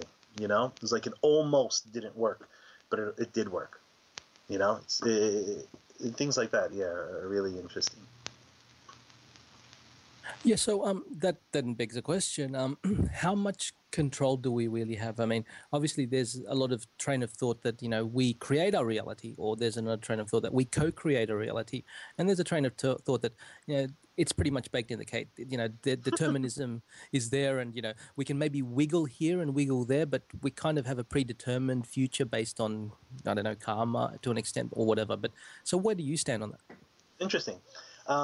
I'll just say this word: interdependent. In the relative realm, we are all interdependent. We can't get anything without anyone else or anything else out there, whether it's a human being or any other sentient being or just vegetation. Everything is interdependent. So we all have those conditions with each other, regardless if we've met or not. It's just how strong are we building up that connection consciously. will create the outcome of either meeting or having a direct influence with each other, like more profound influence, rather than emotional and thought-wise. So basically, it's just interdependence. That's the real truth of this world, is interdependence. There's the one and the zero. And we'll find it in Lao Tzu when he spoke on the Daoism. There was a chapter, I don't remember the number of the chapter, but it basically states the one creates a two, the two creates a three, and the three creates the myriad things. He's speaking on interdependence, he's speaking on relativity, and the fact that these things occur only because we have the view of separation. We have a discriminating mind, and the one will create the two, because we'll view it as such, and then the two will create the three. It's more random thinking. And the myriad things are just even further random thinking that just make everything go all over the place, and we create everything in this universe, but which really is that which influences you in any manner whatsoever is your universe, really. So it's really all interdependent, and the zero is, all of it is neither or interdependent. It is basically the thus, neither here nor there, neither coming nor going. And if you were to speak on emptiness straight up on somebody, it would drive them crazy. Maybe clinically crazy, maybe intellectually crazy, maybe they'll have more random thinking and create more views about the idea of emptiness and how things really don't matter, but they do matter, and they get stuck in the dichotomy, and they'll get stuck in that idea, and it's really detrimental. So it's always safe, one hand, to discuss interdependence and how we interrelate with each other, and until the point, as the individual cultivator would get to, they would realize, but there has to be something else. There has to be more or less. And then all of a sudden, they may hit a state or be shown how to get to the state of the zero, of the neither here nor there. The overall, everything is interconnected, but without the view of separation, it is just the way it is, without the idea of interconnectivity or non-interconnectivity. Len, could you discuss a little bit about what the term "hungry ghost" is? We hear that in Asian language, and could you also maybe differentiate what a hungry ghost is versus, say, a demon? Yummy, hungry. Hungry ghost. Wow. Well, there's such a more educated explanation that is out there than what I can give you. I can just give you from what I've seen, experienced, and what I've read also, mixed into, basically my own soup. Basically, a hungry ghost is insatiable. Is that the right word? Unsatiable? Insatiable. Insatiable. It is that they're never satisfied. So think of the word literal, hungry, always hungry, right? It's very simple to see. No profound thing about that. But we get the profound when we see ghost. And it reminded me of something Jules was saying before about people cultivating for the yin, so they can reach the immortality. What's funny is that with the human body, the human being, why is it so praised in the idea of a cultivation is because it's both yin and yang. You can go either way. I mean, you can either fall off the wagon or jump back on the wagon, So the hungry ghost is a very, very yin being, very kind of like a black hole of a state of consciousness that simply just needs and needs and needs. It's so stuck. I could go deeper into the complexities of the mental state, but that's probably good for another conversation. Speaking on the periphery, the difference between a hungry ghost and a demon, well, you can have demons in the hungry ghost realm. What makes a demon a little bit more scarier, I guess, and the ideas of what is considered to be demonic. You can have a really good-looking demon, a really handsome-looking guy, or I think really I've met a few in my lifetime. Me too. And they can just have strong abilities, a strong center. They have some ideas of wisdom of how this universe works, and they can just utilize it against you or for your benefit, depending on how you want to utilize a demon. And they're very powerful, so let's not mess with them. But in general, we can change our viewpoints on them and gain some teachings, not educated teachings, but emphasize how we cultivate. So demons can help us polish the pearl. Hungry ghosts, on the other hand, they're very needy. So they can come as people, politicians. They can be, I say it purposely too. They can be just random people we meet in the street. It can be animals, dogs, cats. birds, things, they just manifest in the body they're in because of their mental state. So hungry ghosts can actually take on physical form. If they have the conditions to manifest with a human body, sure. Sure. Demons as well. Remember, this human body, it's karmic, meaning, it's karmic meaning if we have the conditions to get it, and the conditions are with a high vibration, a high force or so, we'll be born into that body. We'll have that connection to have this human physical body. The Buddha once told his son, I think it was Rahula, he said, he grabbed his hand. There's more to the story in the beginning and the end, but I'm just going to say the middle part that I remember the most. He grabbed a bunch of sand in his hand. This is all the sand, and I probably get it wrong, but the idea is in there. The sand is flowing out of his fingers, and he's goes, you know what that represents? He goes, that's the amount of people, losing their human form. That's the amount of living beings losing their human form, And he opens his hand. He says, you know what that represents, that amount of sand? He goes, that's the amount of living beings who can maintain their human form. And he goes, look at all the sand around us. That's all the living beings who have yet to maintain, to receive their human body. Receive, not like someone's giving it to them, meaning that they are going to be born into that human body, that they have the conditions to actually be born into a human shape. It's not easy. We have a lot of people, so it looks easy, but our world system is not the only world system out there. You got some people that just seem out of this world, and they most likely are, and they have no clue because they just don't remember. Yeah. Thanks so long, Robert. Just a two-parter here, Lin.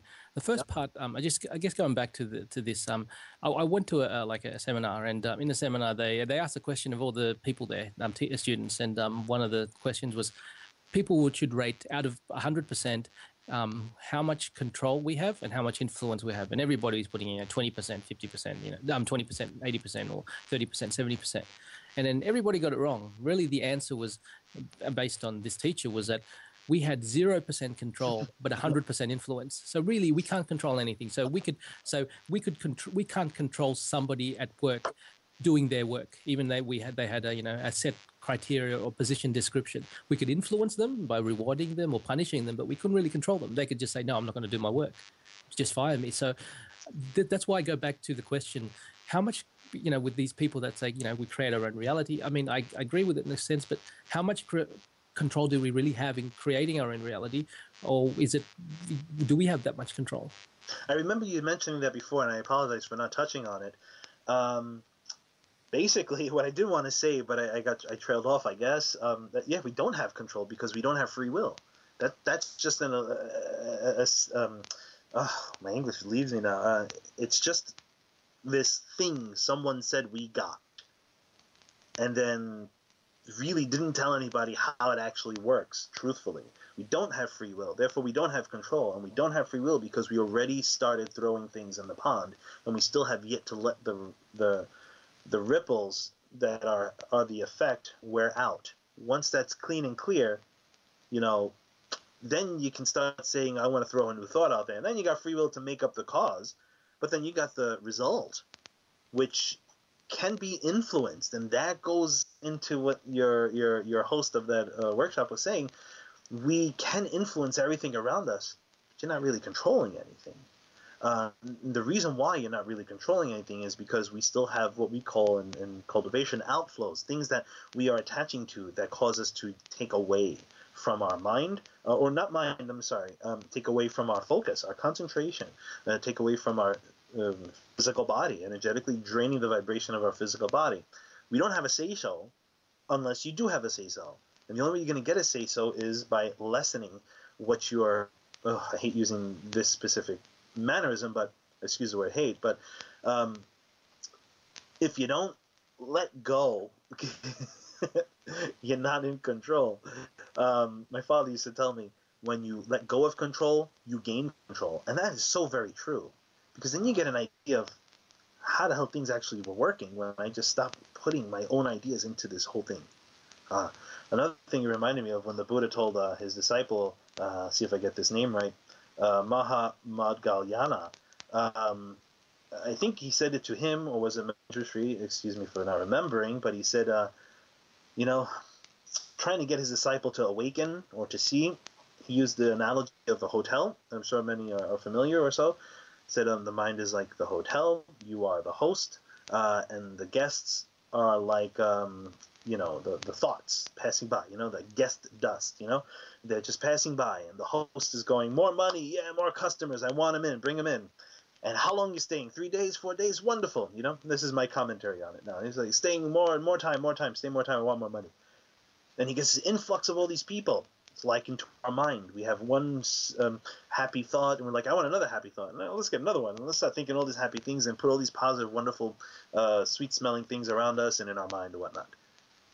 And then one day, something happens. Business is slow for that guy in the hotel. And he's worried now. He can't pay his rent, or he can't pay his bill, or he can't pay his electric bills, or he can't buy food or buy new things or whatnot. You get the idea. So he starts worrying. Starts going frantic. Then one person comes in. It's like, oh, why don't you stay longer? I'll give you a little deal if you can stay an extra 5 days, He's like, are you crazy? I gotta leave, man. I'm only staying here for a day and a half or something, So it comes down to, after the man sits there worrying and worrying and worrying, what is he going to do? He can only stay there. He's trapped in his place, because if he leaves it alone, he gets no money whatsoever if he leaves his place. And he can't afford that. He can't do that because he's still attached to these things. Like our mind, we are a host. But what happens? These thoughts go back and forth, and either we jump on them and we love them and we're attached to them and we're crazy and lusting over our own ideas, or we just let them come and go as they please. And if they do come and go as they please, and we don't influence them to gain more power, to come more often and confuse us with the facts or confuse us with more illusion or whatnot, we let it die out. Then there's no more guests. Then there's no reason for me to be holding views about my mind. So there's no more thoughts. There's no more reason for me to be holding views against my mind or on my mind or attaching to things, because there's nothing to attach to. So I let it go. Then even the host is left, and that host eventually has no reason to be a host anymore, and he also disappears. Then what's left? What is the world without our views? Without our worldviews, what is the actual world? And does that concept of that world still have to remain at that point? So this is the idea of a non-discriminated mind, and this is when you actually do have control. When you are not taken by your own thoughts, sure, you're in control. When we're not taken by our own thoughts, we are just influencing more of the same things. Yep. Speaking about a non-discriminating mind, one of the forum members has a question. An ever-growing number of people are becoming aware that things are not as they seem, from the government lying and presenting information to steer society in the direction that they would prefer them to go, to many other factors. To our perception of what we perceive as reality, the gamut in between. What do you think of pursuing the avenue less traveled by and seeking out these deceptions and trying to understand? I guess the reason he's asking is because the information presented is so convoluted and filled with misinformation that people are easily lost and pushed down the wrong path. Have any ideas or responses to that? Yeah, actually, that's pretty fun. Yes, these things are happening in our world. Yes, there's things not being said and things keeping people on a specific vibrational level so they can be influenced instead of have their control to do the influencing, right? That brings me back to a story that I heard from my Dharma brother, a cultivation brother, the master Hua, when he was faced with one of his disciples who was into this thing, like with the food, the GMOs, the genetically mutated organisms, I think that's called. And in California, he was like, this is many, many years ago, many, many moons ago, stating to the master that, these things are happening to our food. Even our vegetables are not even vegetables anymore. They're mixed with like fish and cow and all these other meats. So we're not really being able to be vegetarian anymore, even though we're eating something that looks like a vegetable. So his fellow monks, criticized him, you're bothering too much with this. You got to focus more on cultivation. And Master Hua turned around and said, if that's the case, then we're all breaking the precepts, to that effect. He's like, you got to understand what's going on in the world. Basically, his idea was, you got to understand what's going on in the world. And another thing Master Hua had stated was in one of his essays he spoke, and it was turned into an essay. He said people are so worried about what they have and what they don't have, they don't even realize that there are beings out there who are just trying to take control of this planet. He's like, wake up, man. So basically, it's important to know what's going on. But is it going to change? Not likely. And the reason why it's not going to change, because there's not a mass amount of vibration that's going to overthrow what's already here. When enough people have the same vibrational state, well, like attracts like, when they're on that same vibrational state, then things will change. So it's likened to we main people are the blade of grass, and those in their political powers are the big tree. The blades of grass they can't really tell the tree how much to drink. The tree just takes as much as it feels it needs. And that's basically what we see here in this metaphor. So what to do about that, and how are we going to change things in the world? It's very simple. Change your own views about them. Things are happening. People will control. People will cause death and famine. People will cause happiness and give to those who don't have. And that's just the way the relative world is, as long as enough people maintain that kind of view. So we have to just change our own views in order to change things, because it's not going to change any other way. And it's not going to be one full swoop change. It is going to be gradual, and that change comes gradually. No one likes to fall from their high state. And I tell you, when someone takes the 5 precepts or decides to fully go into deep cultivation to attain enlightenment and eradicate their attachment to their senses and the world as they know it, the heavens of the demon kings, and the heaven, the transformation of other people's bliss heaven, that place starts shattering. The desire realm heavens, they shatter, they shake, they go crazy. And they don't like that, so they send out hordes of people to come and mess with you, or energetic entities or whatnot to come and mess with you, to break your concentration, so you can fall off and become part of them, or just stop cultivating, because they don't want to lose their abilities, they don't want to lose their power. One person attains enlightenment causes a problem, and one living being that attains enlightenment causes a problem for other things who don't want that to happen, or who need more control. Talk about hungry ghosts at the high level, man. That's really terrible. It's fun, but we can use them to make ourselves stronger. Oh, sorry, Jules, go ahead. Yeah, just a quick one. Is these hungry ghosts or these controllers, is there something we could do to push them off their frequency, maybe decloak them, for example? Well, it's not like they're going to just change their form and all of a sudden walk around like reptiles, walk around like bird-like beings or other different types of physical formations. It's not going to happen. Their karma allows them to be in this specific human form. That's how they're staying. But it's their mannerisms, it's their actions, that happen, or that they partake in, that allow us to see the quality of their being. Then we'll understand who they are, what they are. Exactly. We talk about this in the 50 skanda demon states in the Surangama Sutra. Even the Buddha, throughout the sutra of the 7 volumes, the 8th volume is the skanda demon states, the 50 skanda demon states, talks about how to recognize this and how to break open the mind, or break through our views about what we consider things to be. So yeah, the way to break through all of that vibration and throw them off a little bit is simply to just awaken, and that means do good things, really basic little children stuff of being a good person, being nice and happy and respectful to people, but also investigating your mind, raising your vibration.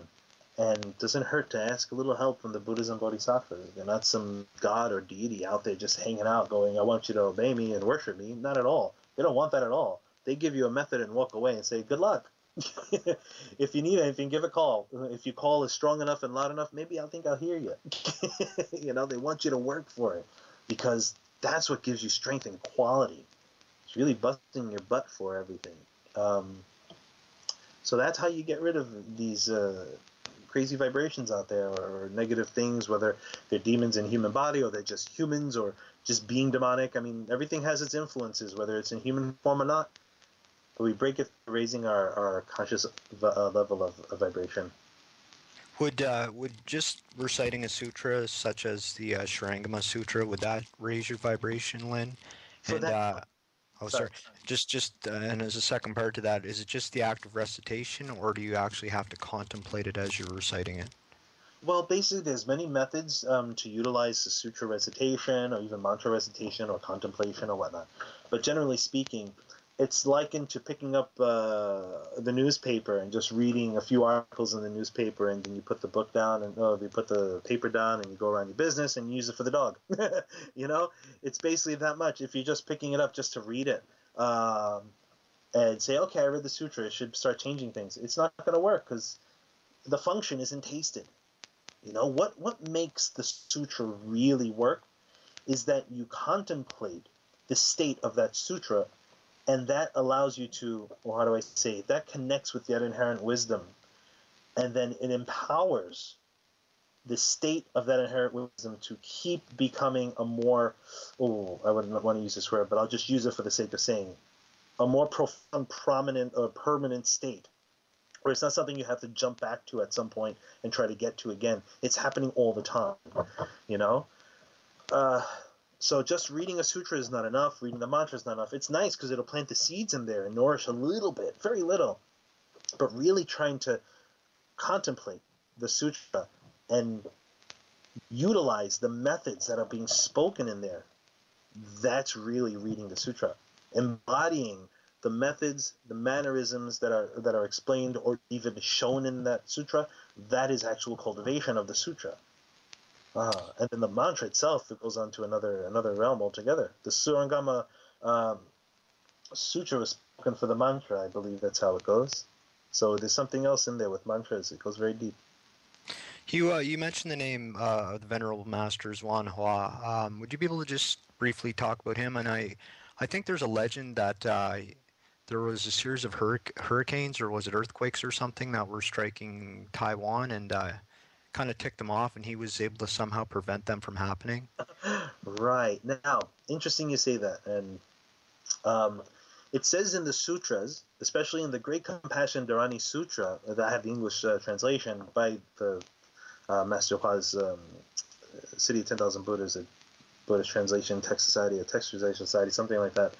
And I apologize for not getting it straight. I'm not a Buddha. My memory is terrible. It goes that when you cultivate the Great Compassion Mantra, 42 hands and eyes, in this aspect, you can make natural disasters, wars, famine, whatever, problems that arise that are really on a grand scale. You can lessen them. They become small. The saying, I think, is that the disasters become small, and then you can make them smaller until they're eradicated altogether. So with that, we'll call it merit and virtue. Just from the practice, you develop this good aura around you, for lack of the better term, or simpler term. He was, I wouldn't say that he stopped, or he had that ability to change weather. He had the language that vibrated to the level of that kind of state, that kind of energetic state of weather, and was able to influence it. Now, how do you get that language? Well, if you know what the mantras mean, some are calling Buddhas, Bodhisattvas, gods, even some are calling demons who are cultivators, some are calling Dharma protectors, some are calling dragons of the Eightfold Division. And they have a function, they have an ability, and it's like, look, I don't want these people to die wherever I am. I don't want this to happen. I don't want them to have problems. And you know what? They go, okay, you earned it. You did good. We'll listen to your call because you got the language. You know the vibration. You know this essence, and we're going to do that because of that. If it was just somebody else who turned around and says, starts reciting part of the 42 hands and eyes and goes, recite this hand, and then boom, no more rain today. And they'll just start laughing, going, you got nothing, man. There's no power in there. There's no concentration power. There's no samadhi power. You need some virtue. You need some merit. It's like sorry for the vegetarians out there, but it's the meat and potatoes of things, So yeah, he had the language to enact certain things, but he also had the virtue and the merit to be protected, as the sutras do say. Wherever you are, natural disasters would either become lessened and would happen but not hurt anybody or not cause too much damage, or they will be moved to another region or eradicated altogether. Okay, totally changing gears here. I had a couple other questions that I think were of interest to people that maybe don't know much about the topics. I was just wondering if you'd be able to briefly, well, I always say briefly, but none of these subjects are actually anything you can touch upon briefly, but could you describe what is meant by Jing, Qi, Shen, and also how that relates to the three major Dantians? Jing, Qi, Shen. Wow, I haven't spoke on this in so long. It's like Okay. I'm trying to remember this phrase we used to have. We have in one of the Taoist practices in Chanzheng Dao, and I can't speak as an authority on it because I'm not an authority on Chanzheng Taoist practices or complete reality sect practices. My teacher was from the Huashan sect and of the Chanzheng complete reality Daoism, and she resided on Taishan Mountain, the foot of the mountain in the park, in the Taoist temple there. So she would either confirm some of the practices I've already known as a child that I wanted confirmation on, or she would direct me to a better one. And gratefully, I had good teachers through meditation, and things were pretty much on point to a degree. Jing Qi Shen, essence, breath, and spirit. Jing Hua Qi, Qi Hua Shen, Shen Hua Xu. Okay, Jing changes to Qi, Qi changes to spirit, spirit removes the weakness, and then you have opened up, I would say the rhyme goes opening up, I guess, the three flowers at the top, but basically stating you're opening up the crown. So you take essence and you cultivate it, refine it. And how do you refine it? Everyone hears refine this and refine that, refining energy to change into something else. And I always used to get people explaining it very vaguely. But as profound as I can say, I'm going to make it very simple.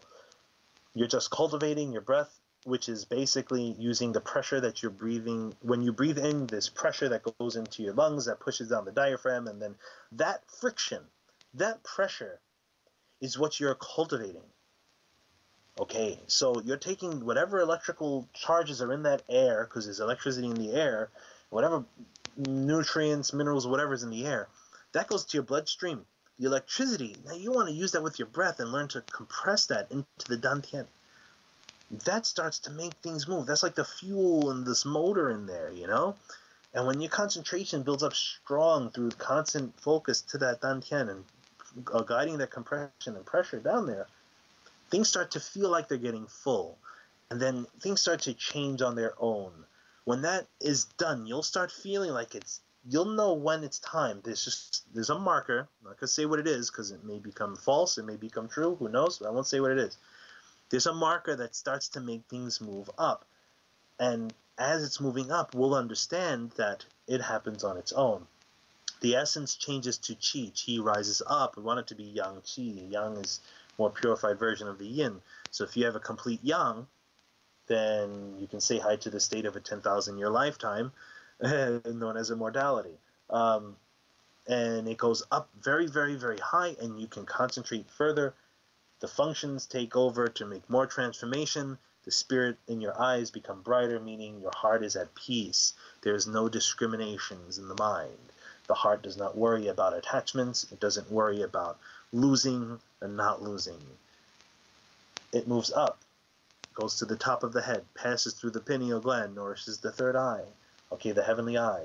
And then it further goes up to the crown chakra, or the crown at the top of your head, and starts to nourish that, and that becomes more profound in feeling and pressure, and things start to change more so where your awareness is altered. And it's just all fun and games from there. On a similar note, and this is probably a tricky one, and I know I've heard various opinions one way or another. Do you think there's a difference between Neigong and Qigong? Qigong and Neigong. Qigong is a general term that basically means the skill of breathing. Excuse me. And Neigong is internal. The Nei is for internal, right? Neigong is for internal, and Gong is skill, development, right? So it's an internal skill. Now, what kind of skill is that as internal skill? Well, we've got to look at the difference between Wai Gong and Nei Gong. Wai Gong is external cultivation, and Nei Gong is internal cultivation. External is bones, skin, tendons, joints, okay, muscles. That's external cultivation. The Nei Gong is organs, organ energy. Okay, so we're enlivening up the organs, balancing out the 5 elements in the body. Nothing is ever going to stay totally, fully balanced. It's just going to be in a system or a state of almost perfect, beautiful flux. where things are just in harmony, moving the way they should move with a little bit of bumps here and there, and that's the way it's just going to end up being anyway. But the internal cultivation is to enliven the organs, bring the organ function to a high level of proficiency. No damp heat in the bodies, no toxic heat in the body. You know, it's really allowing you to strengthen those organs and brain and nerves. I mean, we want to go as far as, or as deep as into that we can. We want to go into DNA stuff, I mean, we can, but I don't think we have enough time for that. Those things happen on their own. Most people want to say activate DNA. I don't see them flying around anywhere. I don't see them walking through walls. They didn't activate anything. They're just putting more energy in the body or vibrating more higher levels of that same energy in the body. And nothing has changed except little bits of awareness, and that really goes to states of mind. It doesn't go into DNA charging, because, I mean, you start connecting DNA together, and wow, we can start looking at different types of beings here on this planet. Thanks, Lin. Hey. Lin, the child of the Buddha, can you explain just broadly what that references? Obviously you speak about the Dantian, but the child of the Buddha, could you talk about that a bit? Child of the Buddha, would that be like referring to the primordial, or the fetus, primordial fetus, something? They have all these different terms. Yes, correct. Yes, that one. Yeah, the fetus of the Tao, I guess. Okay. Well, there's a lot of different practices that go along with astral projection. And why I bring up astral projection, because a lot of practices I've seen, not practiced, but seen, required one to make another body within their body, their immortal fetus or something like that, and be able to shoot that out off the top of their head and go to different world systems and places. I haven't seen much who were able to tell me they've gone to different world systems and places. Doesn't mean they don't exist. Those people don't have those abilities. It doesn't mean that at all. It just means they either have not gotten public or they haven't gotten that yet. It's not easy to get, but you know what? Getting this immortal fetus is not like you're creating another self in you. It's not going to happen. You can't have two conscious Buddha natures occupying one specific body. That's just not going to happen. But when you're creating this, you're actually just cultivating the ability or the spiritual ability of leaving the body and seeing spiritual states or spiritual realms. Realms meaning ghost realms, demon realms, god realms, or whatnot. To get those abilities is very, very, very, very, very intense. Some people can even travel into the hells, and either you're a bodhisattva or you're a Buddha that goes to the hells, or you've gotten help by one of them to help you see them. Either that, or you got there and that's where you staying because that's where you were going, and that's because of your own afflictions. There's no person that says, okay, you're going to hell, you're going to heaven, you're doing this, you're doing that. No. We do it ourselves, and we create a mass state of these specific realms that we go to, and we call them the hells out there. But generally, this immortal fetus, and speaking of, you're actually opening up your wisdom and focusing your concentration abilities at the Dantian. It's not another being that grows, it's just an expression of that high level of wisdom manifesting where you concentrate your will at. So when you see Buddhas holding hands at their Dantian, and there's a Buddha sitting in there, like the Buddha hand, one of the hands, you have a Buddha in your palm, and it's at your Dantian, and raising one of the 42 hands and eyes. I'm not going to say which one, haha, or the mantra, but you're holding a Buddha at the palm of your hand at your Dantian. And it's stating that you have this pure wisdom, this clarity, this state of cleanliness penetrating everywhere. And that's really letting you be able to do a lot more than one would usually do. If this contemplation is stayed in that specific spot, things start happening and moving. I'm not going to say which states, because sometimes people can hear it and assume they got it. But there are many states you can reach just by doing contemplative meditation. When it comes to this immortal fetus, it's really just a phrase stating you're applying your concentration with focus into a specific area. Your energy, your vibrational energy is high at that specific place, and it's like refueling an engine. Things start happening, and you may hit random states of certain things. Now, states may not be the best thing to reach. That's why sometimes the teacher is really important. or transmission, like we spoke earlier, is a little important because it lets you know what to expect and what markers you got there to hold yourself back if you ever get half stuck in a realm and half in your body. Scary. But yeah, basically it was cultivating that so you can do astral projection and realm travel and stuff like that. And just final one, I promise. Then, I thought we were having a lot more time today. yeah, just the other thing I just wanted to get, I guess this is more a question on the Tao, so I'm not sure if you could be able to answer it, but that child of the Buddha, it then apparently splits into multiple bodies, multiple spirit bodies, and just wanted to know what that was about and what that meant. Fun. We call them transformation bodies. Now it's starting to get a little clearer on me.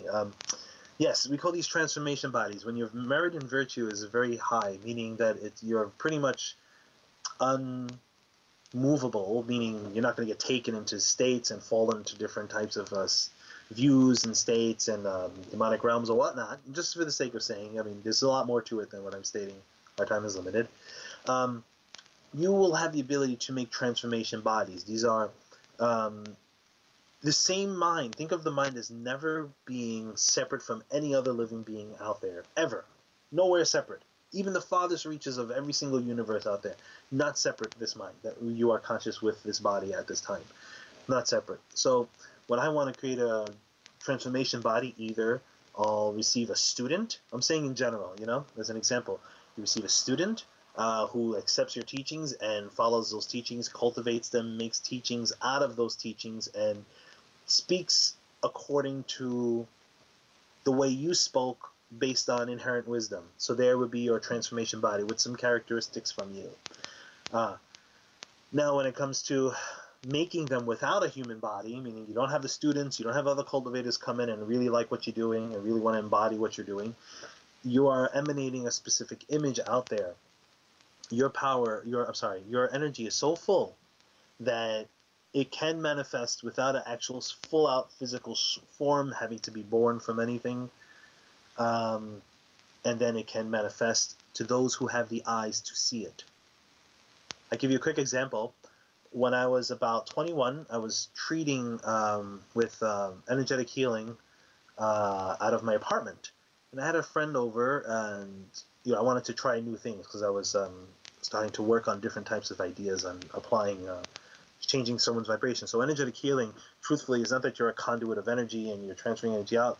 Yeah, you can put it that way and that'll make you feel better.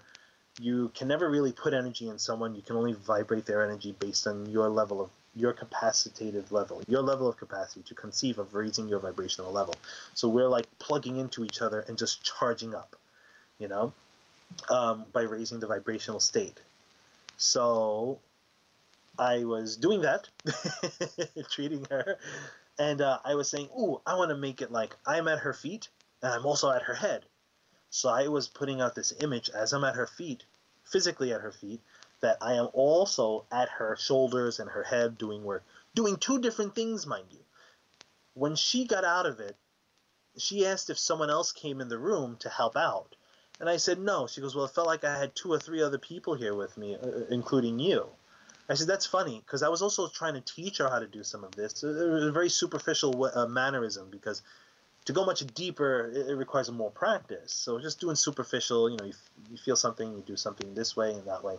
Nothing too in-depth. And I said, okay, well, since you're my student, I can explain certain states to you and explain what I tried to do.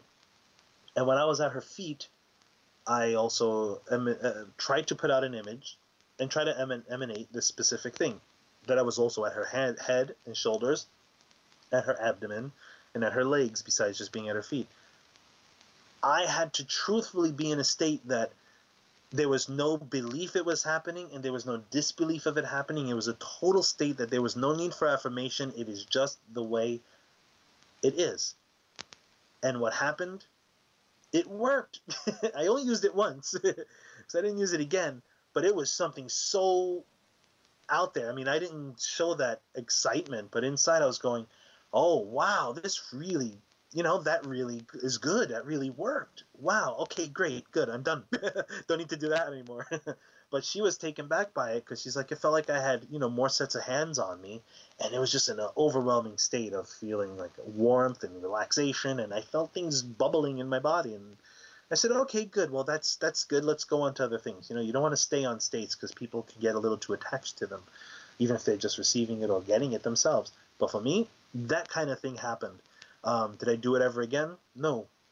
Did it once, and I always take my sister's advice. If it's not going to make a benefit everyone else out there, there's no need to attain it, or there's no need to look to grasp for it.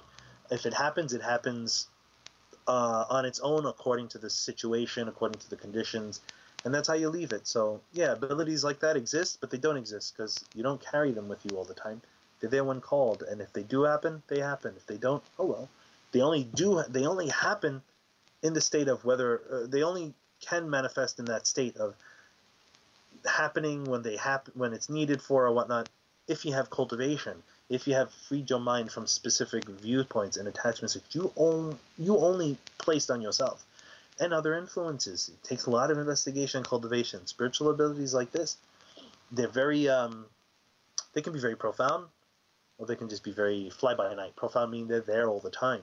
Doesn't mean they're on you all the time. It just, whenever you have problems, they come and you're there, you're good for them, you can do them.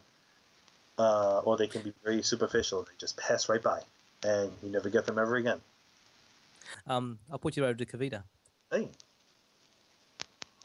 Thanks so much for translating such profound stuff into words that we can begin to catch.